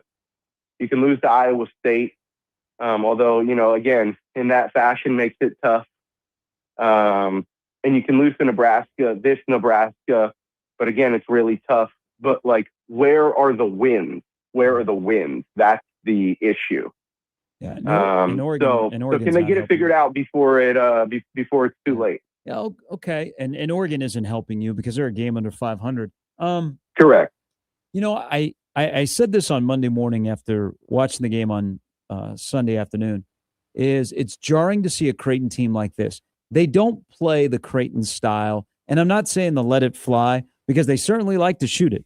Okay, I think they should shoot it earlier because they're a mess half-court offense. They should just get shots up early. Seriously. But the way they go about their business, that's not who Mac has developed this program. So everybody's trying to figure things out, and you're right. It's getting late early. But on December 10th, can we just say out loud, this is a very average basketball team. And that should drive everybody nuts because they didn't spend money or recruit to have an average basketball team 6 weeks into the season. No, they didn't at all. I had we had a slow period during the summer, as you do, and I wrote a column that was like, okay, like, let's go ahead and set the expectation now that with all the resources that went into this year's team, with the urgency in which Creighton approached this off season, again, with those resources, with bringing back Alan Huss, all things considered, like, you showed that you were going for it. All signs pointed to this program going for it. Ty Davis talked about the Final Four as early as June. Owen Freeman talked about the Final Four when I talked to him at Creighton's in-house media day in early October. Like, this is a team that had Final Four aspirations. And on paper, entering the season, we believe that those were legitimate, right? Like, they bring in a consensus top 15 transfer class. They bring back guys like Jason Green and Fedor Zugic and Isaac Trout and Jackson McAndrew. And so we're like, okay, this is a squad. Like, they lost a program legend and Ryan Kalkbrenner. They also lost Stephen Ashworth and Jemiah Neal. And man, it could be tough. It's the end of an era. It's the start of a new one. But the thought at the time was, before the season, they'll be okay because Greg McDermott put this roster together and they did it with the resources and urgency required for a program that has Final Four aspirations. And here we are, December 10th, and that's all kind of crumbled. Like, they're now fighting to make the NCAA tournament from here on out, not get to the Final Four. So their focus has shifted, really, because of the lulls, because of the woes they've had through the first month of the season. And then the problem, of course, as you mentioned, Gary, is when they've played these high major teams, when they've played legitimate competition, they have looked average. Like, they have been run off the court. Lost by 27 at Gonzaga. Lost by 18, or lost to Iowa State by 18. Iowa State didn't have Lipsy, to be fair. Creighton did not have McAndrew. Yep. So, but even then, they lost by 19. And then they go to Nebraska and get blown out by 21 in a game that the Huskers led wire to wire again. So that's the issue, guys, is that in a vacuum, they look fine. They don't look great. At times they look good, but generally they've looked fine. But when they play the teams that you have to beat to get where you want to go, they have looked anything but fine. And that's the issue, guys. Yeah. Obviously, there's been the conversation about the new guys and, there may be lack of gelling and learning the system. But what has your evaluation been of the guys who are returning? Jason Green, Ty Davis, Isaac Trout, just as a whole, how have you seen them? How have you evaluated? Yeah, they've been solid. Like, could you imagine where this team in this state, not the one from a month ago, this team in this state, could you imagine where it'd be without Jason Green? No. Mm-hmm. I sure couldn't. Yeah. So, I mean, yeah, he's really kind of been a rock for this team in some ways. Brings the grit and physicality that they had lacked, as Mac mentioned early in the season. And then obviously in a roster full of guys who are still figuring out what the heck to do, Jason Green knows what to do. So when he's on the court, he can help himself, obviously, and he can help others. And that's huge, huge, huge, huge, huge on this roster in particular.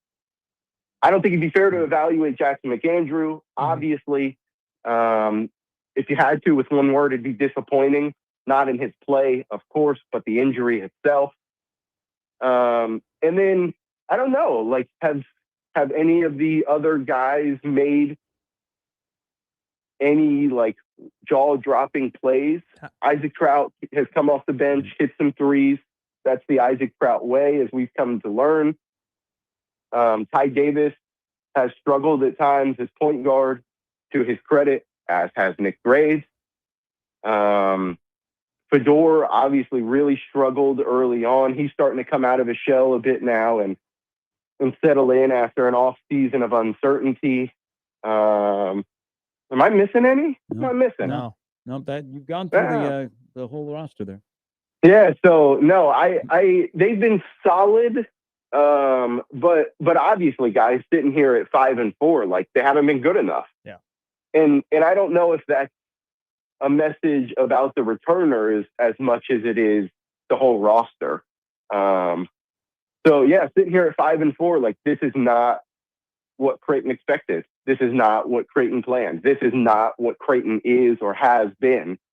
And so it's a bit jarring to get here into early December, and not only for them to be 5-4, but just the way it's happened, guys.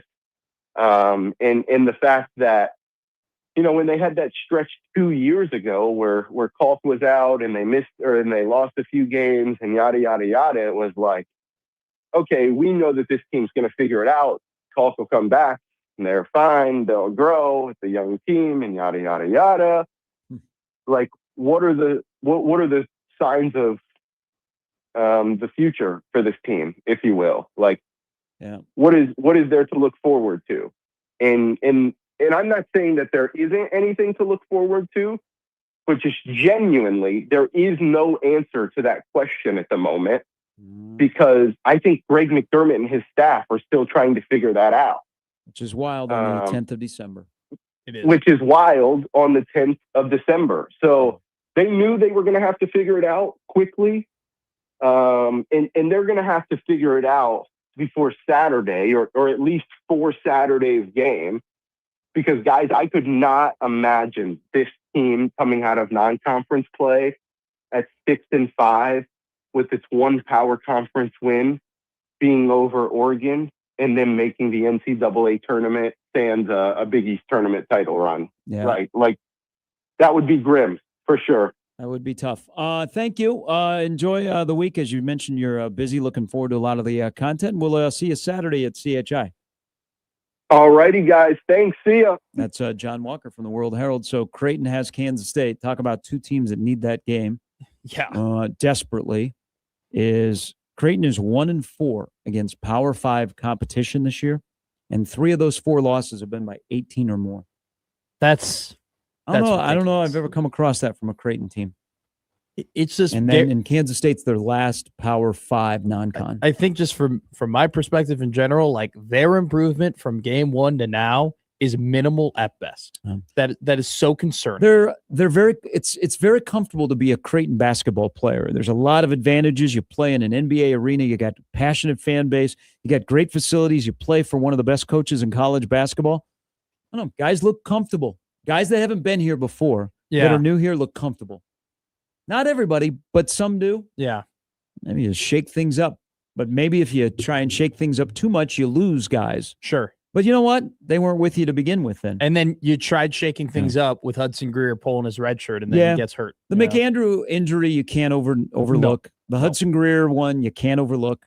But through this all, I wonder how they'll approach the offseason in terms of rebuilding the roster. Now, they got some good young core, but in terms of acquisition of guys that are not high school players. Yeah. All right, Brandon Vogel's still to come before we're out of here at 10 on 1620 The Zone.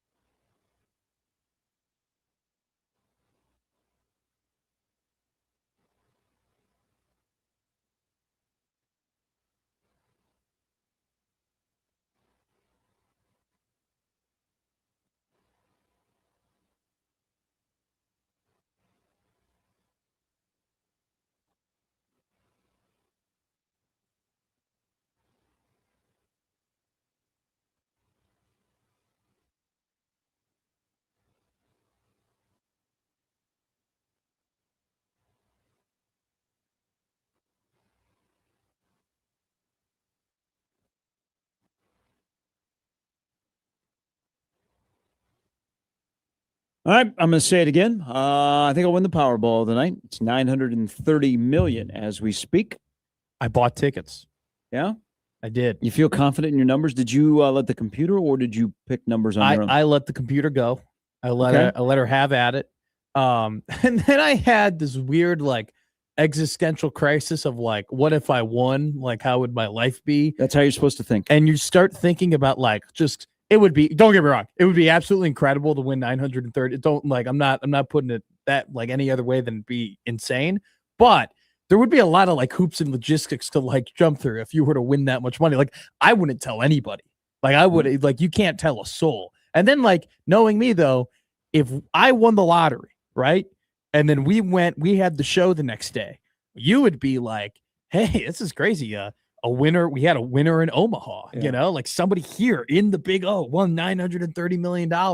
And if it were me, I don't think I could help but like crack a smile or get really nervous or something like that. And I think knowing me, you would probably be able to tell that like, are you kidding me? Like, are you the one? Like, so then it would be out there.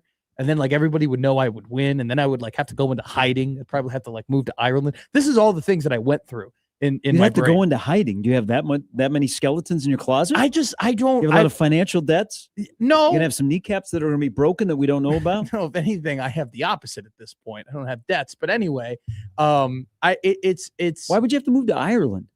I would just people like get targeted and like, and stuff like that. And there'd be a lot of people like trying to get money from me and trying to get handouts. And there'd people you who hire would, people for that and you learn the word no. Yeah, but I mean, I don't know. It'd be very nerve wracking to have all that money and have everybody know that you have all that money, and a lot of people wanting like concessions and stuff like that. Like, obviously, I would retire my like family, but like, people die. People like have bad things happen to them after they win the lottery. Do they? Yeah, there are plenty of stories out there of just bad things happen to people after they win the lottery, like getting robbed, murdered, stuff like that. Yeah, really. Oh yeah. So the whole thing here is don't win the lottery. Play it, but don't win it. There's a lot of people who, when they win the lottery, they go anonymous for a reason. Oh yeah. To protect themselves. Well, also to get your everything in order, because you hire a lawyer. Yeah. And they take care of a lot of things. Yeah. I would. Yeah. There are some places where I think there are some states where you don't have to publicly. You're not acknowledged as the winner, but lottery companies like to celebrate. Hey, with the winner. Oh, what do you have? Do you have a year before you come forward? Really? I think it's forward? a year. Oh my God. Yeah, no, I would not want to come forward. I would not want to celebrate with the lottery. So you don't ever get your money? Oh, a year to come forward to collect. Yes. Oh, yeah. Oh, yeah. Obviously. But no, I thought Is this a Netflix drama that lottery winners are getting killed? There are crimes that happen and like people being taken advantage of after they win the lottery and like things. Or they make stupid investments. Sure. Like if you look online, lottery winners sometimes become the victims of crime or commit crimes themselves, with various cases making headlines. This ranges from robbery and murder by acquaintances or strangers to winners engaging in illegal activities or altercations with law enforcement. What website are you on? I just went on Google.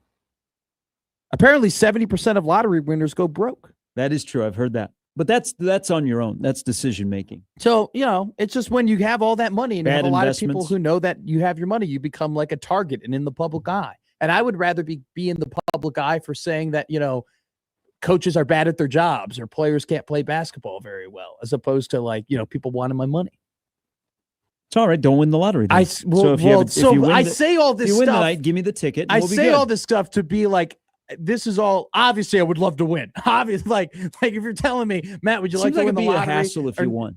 It's a hassle every day of my life. My life is just a hassle. I mean, it's just, it would be. Also, too, like you hire the lawyer, it'd be hard for me to trust a lawyer. Well, you hire a good lawyer that has expertise in this, and they help you along. Make sure you got all your finances in order. There's no outstanding debt. There's nobody coming to collect. No, I don't have. And then you take the money, and then you have the right people that help you, that you trust, that help you invest. Move out or of do what you do with it. Move out of my crappy apartment and go to Ralston. probably some realtors in town right now drove off the road, but you just won a $930 million pot in Powerball and you want to move to I want to move Ralston? to Ralston. I'm sure they're going to show you some homes that are located in neighborhoods where we have cool Christmas lights in the city. Now I don't have to go to like the minimum baccarat table. You know, I could play $50 a hand as opposed Now, to you would be the guy 25. that would be the story of sad, man. He blew it all at the casino. No, I wouldn't. Went in there and, man, we had a high roller. And the next thing you know, the guy left and he was without his $2 million. But he's got $2 million more, so he'll be back tomorrow. I have $430 million. Can you imagine? I go, would you do $1 million hand here? And you would lose. I would. And you'd be like, double or nothing? Yeah. Keep doing it. I would love to win it, and I would be able to walk around, and people in Omaha would be like, I wonder who did it. I wonder if I know him. I wonder if I know him. And I'd be like, it's me, but I wouldn't let you know. No, so that's the thing. I'm not calling you. And I would just disappear for a while. I'd show up somewhere else, and people were like, if you won the lottery, I would hope that like you would disappear. I'd be like Ben Affleck's character that when he leaves Boston in the town. I haven't seen the remotely. town. Yeah, that's where I would be. I hope that like in Florida, right by the water. You would just, you would disappear, and then maybe in 8 months on like a different offshore like phone number, I would get a text saying, "Hey, it's Sharpie." You're like, "Oh, hey man, show's going great. We miss you." Brandon Vogel is going to join us here in a little bit. Thanks to an Iowa fan for sharing this. Matt Campbell bought a full-page ad in the Des Moines Register to say thank you and goodbye to Iowa State. Why did I think that he was so emotional that it was going to turn into the Billy Donovan, Dana Altman? He shows up, they have a presser, and the next thing you know, he's back at his original school, like a Bobby Cremins. That would be funny. But I think that this is just the Penn State job is at this point so much a better job than Iowa State. It's not even comparable. Like it's just like you find more money in your couch in your office at Penn State than you do in the entire program at Iowa State. I cannot believe Penn State fell ass backwards into Matt Campbell. That is ridiculous. Maybe they'll get Elijah Robinson. They're in the running for him. Maybe Nebraska will get him. That'd be great. That would change. Would that be worthy of an off-season banner? Yes.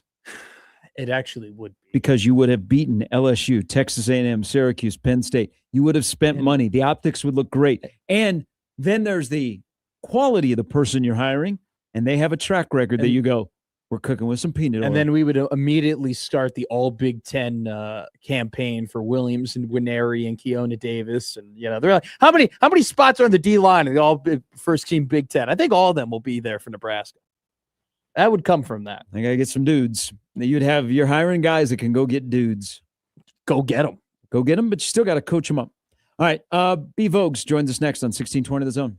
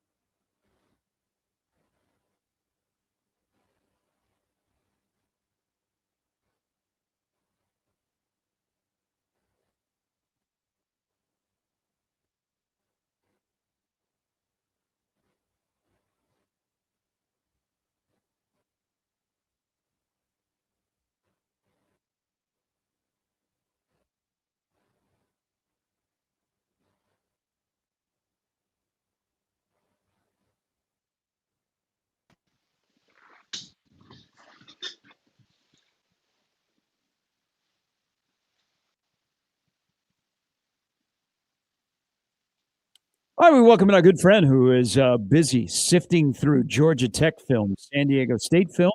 It is Brandon Vogel from counterread.com. Good morning. Good morning, guys. Hey, let's and this conversation will go a bunch of different ways because of your strengths. The addition of Jeep Wade as the offensive line coach, and I know there is another addition that has an offensive line background, but let's just focus on the new offensive line coach. So you're going to shift also how you teach offensive line, how you play offensive line. But let's bring Dana Holgorsen into the conversation. The hiring of Jeep Wade does what for Dana Holgorsen if you're going off what you saw at Georgia Tech and what you know is currently on the roster? I think it offers a little bit more of an opportunity to collaborate. It's a fresh start. Not that wasn't present, but we know Holgerson came in, kind of adopted what Nebraska was already doing, and I'm sure they tweaked some things over the off season leading into 2025. But now you've got, I mean, Wade takes that job with the knowledge of the offense that Holgerson wants to run. Looking at Georgia Tech, whether watching some of their games in the past couple of days or from a statistical basis, like kind of what I think Rule's vision of this offense is, like pretty hard nosed, made most of their ground on the ground, and surprisingly so. Brent Pry was an interim coach who got promoted, which is never kind of the most exciting thing for a fan base. They come out in 2024, beat Florida State out of the gates. Now we know that Florida State team was not much good, but they've basically been rolling since then. And I think the combo of Pry and Wade were pretty instrumental in that as two O-line guys. Brandon, I think that the attitude around the quarterback position, at least from this show, I'm not going to speak on behalf of everybody, but at least for Gary and I, what we've discussed is, and we said this from kind of the beginning of the whole situation, or at least I have, where, you'd like to have Dylan back. You'd probably have more stability if you were to have Dylan back, but you still have some promise in TJ Lateef. But in Lateef's 2 games with Penn State and Iowa, his completion percentage was 49. His yards in those 2 games were 256, which is an average of 128. He didn't throw interception, but he also didn't throw a touchdown, and he ran for 1 touchdown. After those 2 games, would you blame Nebraska at all if they looked around the quarterback transfer portal market? It didn't say, and this is, by the way, this is entailing that they lose one of the quarterbacks, right? So they lose Dylan and they have Lateef. Would you blame them if they looked around and said, hey, maybe we go out and make a big splash in the quarterback market? Or do you think that, they have to stick with TJ because it would be a bad look and they're better off developing him instead of spending that big money in that area? No, I think it would be incumbent upon them to go out and at least try. And that starts with, whatever conversations happen where if you're losing one of those guys to the portal, you tell the other one, like, hey, you've got the inside track on this, but we need more depth than what we have right now. So we're gonna go look. It's kind of the classic be here and be ready to compete type of message. But that's what I would expect Nebraska to do. We didn't see or hear much of Marcos Davila this past season, so it's hard to know like where he is in terms of their preferred progression as an option there. But yeah, if you're down to either Raiola or Lateef, I would be very surprised if Nebraska didn't make an addition at that spot. Thoughts on Rob Orich as you've looked at San Diego State? I think he's pretty near the top of what Nebraska was going to realistically be able to land. There's inherent risk when you're making coordinator changes not this late, or entering year 4, but it's a sign that, hey, we need to change some things. Something needs to flip. So it's not always the most stable situation. So, the last time Nebraska was kind of in a similar spot, I think they ended up with Mark Whipple, which was a unique circumstance of a late career guy who was battling with his present head coach and looking for an exit strategy. This isn't that. Like, Orich could have waited and probably been in demand for some additional positions, but seemed to click with Rule. And from a numbers perspective, like the sample size isn't huge. I think that's the risk. The other thing to consider with San Diego State, um, they kind of uniquely played a schedule that wasn't heavy on offense. So, but even when you factor those things in, that defense was a lot better than expected. And from a mentality standpoint and from a scheme standpoint with the 4-2-5, also matches pretty well with, I think, Rule's initial vision for Nebraska. I think you can look at these two hires in tandem, and it kind of feels like a return to the roots that were planted during Matt Rule's first press conference. Is there any correlation to Matt Rule's bad hires and his good hires? I don't think so. I guess I haven't necessarily categorized them all, but the Butler one seemed one of maybe convenience or circumstance. I mean, circumstance is certainly how he got here as a position coach. Like, you don't want to be making a change in July, but Nebraska had to. And they got a pretty good coach for that role. I think the projection of this guy's ready to be the defensive coordinator for us, and we're going to mesh, is where that one went wrong. Yeah. The Satterfield one, like, he's still on staff, he's still contributing to this program, especially in recruiting. That one just might have been, I don't know, a little bit of a misstep in terms of what it was going to take to consistently move the football in the Big Ten. So I think it's just, a couple of those. Butler wasn't one of his pre-existing Temple Baylor guys, but most of the others have been. And you're finding, I think, that the Big Ten's a really good coaching league, and you can't just be top half of the league in terms of like head coaching and coordinators. It's really got to be top to bottom. And I think that's a big reason why Indiana is where it is today. So their ascension a lot quicker. A full season less than Rule, who's coached in the Big Ten for 27 games. Does it appear that he's got a handle now on what it takes to compete and adapt and adjust in the Big Ten? Or do you think this is still learning about this conference 27 games in? I think he always had a handle on it. So I guess, like, I feel like he had a pretty good idea of it coming in. Now, he hadn't been in the Big Ten in quite a while. He'd been out of college football. So, yeah, I think there were a couple of jolts along the way.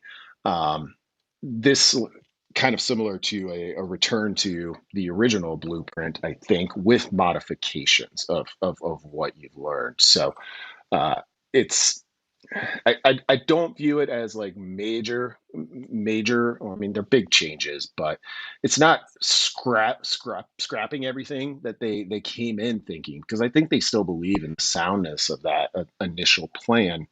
But yeah, you've learned exactly how hard it is, I think, to be consistent in this league. And not only have they not beaten some of the clear tier one Big Ten teams, they're not beating the teams that have unlocked that consistency piece of it. So in some ways, I think that's really what they're chasing. Gary and I have talked about wish lists. Well, what's on your Husker wish list? And I think, some of the moves that Matt Rule's made obviously has checked off some boxes. But on my own personal wish list, Brandon Vogel, is screw the whole it's the same offense. Dana's just calling the plays, and just put Dana in a room, give him a piece of paper, and let him go, right? And let him try and make the best offense for the personnel they have. Yesterday, Matt Rule said, and I quote, Dana's offense. I don't know if I've heard him say that just straight out. It's Dana's offense in the way he said it. Is that a little tea leaf? Is that a little hint? Do you think that might be a track to follow of maybe they are just this season? One of the adjustments they make is, hey, we're just going to kind of let Dana cook in a way. Yeah, it might have been a tea leaf. I think it also goes with bringing in one new offensive line coach and somebody additional to help in a support role, or however that shakes out. But you look at this now, and that offensive line coach, whoever else comes with him, is coming in knowing what Dana Holgorsen wants his offense to be in 2026. The wide receivers coach was already his wide receivers coach, and that group was pretty good. in 2025, I think overall. The passing numbers weren't quite as high, I think, as they would have hoped, but blocking and they weren't bad passing numbers. So you kind of look at the total staff turnover now on offense, and not that I think that there were factions, but I do think it's easier to say now, okay, guys, like this is where it's going. This is what it's going to be. And the melding of the two, which was a decision made out of necessity in 2024 and maybe kept to whatever degree it was for simplicity in 2025, that's kind of those things no longer apply. Like you have a chance here to make this exactly what you think it A needs to be and B you want it to be. Is this going to be a Georgia Tech offense? Because I go back to Holgerson. I think if you say, hey, what Donnie is teaching and who they are, can you adapt to them? And at some point they're like, it's just not a fit. So I look at a guy coming from a program that had a lot of tempo, that runs RPOs and other things that they had with Haynes King. Too bad they can't bring Haynes King with them. But do we just get the not only unlocking of Holgerson, back to the first question I asked you, but just an inkling of if Nebraska has a mobile quarterback that can run and throw, we have seen it now. They are setting it up for the offensive lineman to be comfortable in this system. Yeah, I think the key piece of that is who's playing quarterback. And in some ways, if it's Latif or if you go to the portal because that's what you decide you need to do, I do expect Nebraska to put more of an emphasis on the mobility part of it. Because who knows? Like Georgia Tech gave up 9 sacks all season, which Nebraska gave up in one game. But they also had Haynes King, who was a linchpin for that offense and kind of pulled them out of a lot of tough situations a lot of the time. Are you looking for that type of player? Or is the offense ready to, if Raiola does decide to stay, are you ready to do it that way again? So in a lot of ways, I think what happens at quarterback kind of becomes the key question. And my guess would be they would probably lean more in the Georgia Tech direction than the 2025 direction. When do you think there'll be a decision? Do you think the bowl game is December 31st. Do you think we'll wake up on January 1 with a hangover and we'll see an Instagram post? Or will this just be once the portal opens on January 2nd, it's already known internally where we're going and we just move forward and then it happens then? Or do you think it happens before the bowl game? I'd be surprised if we got an official announcement before the bowl game. I think, based on the relationship there, like January 1st is kind of the day that seems most likely, symbolic in a lot of ways, and then the portal opens the next day. So if you can avoid, sources close to Raiola report for the next couple of weeks, that's what I would expect. I would expect after the bowl game, and if that ends up being the choice, I think it's better for everyone involved, including Nebraska, because portal opens the next day. Not a lot of time to hand wring and worry about it because you're on to the next, and let's see what this team can do in the portal with, I think Rule continues to mention and did again yesterday, resources that are closer to the top level in that regard. Yeah. We're going to see. Somebody's got a suitcase full of cash. They are spending money on assistant coaches, so that's a good sign. B, we appreciate it as always. Thank you. Great stuff at counterread.com, and I know you'll have more as you sift through all of the new stuff and new people that are showing up. Yep. Thanks a lot, guys. It's Brandon Vogel, counterread.com. Great site for everything. As Brandon goes in deep, you're going to learn everything you need to know about Georgia Tech's offense and San Diego State's defense. 6 suitcases of cash? Hopefully it's smart suitcases. Okay. Yeah. I was doing how many suitcases did he bring on the flight to Georgia? How many was there? There were 6. He had 6 suitcases. No, I'm not playing that game. Whatever happens. That was that's peak college football Twitter, by the way. We talk about how much we love college football. That's the peak of like, hey, I heard he had 6 suitcases. Only bring 6 suitcases if you're moving everything. It means probably under the portal. It's crazy. Bowl games December 31st. What'll happen today? Probably nothing, thankfully. All right. Enjoy basketball tonight, 8 o'clock. Big game, Nebraska, Wisconsin. We'll react tomorrow morning with all of you on 1620 The Zone.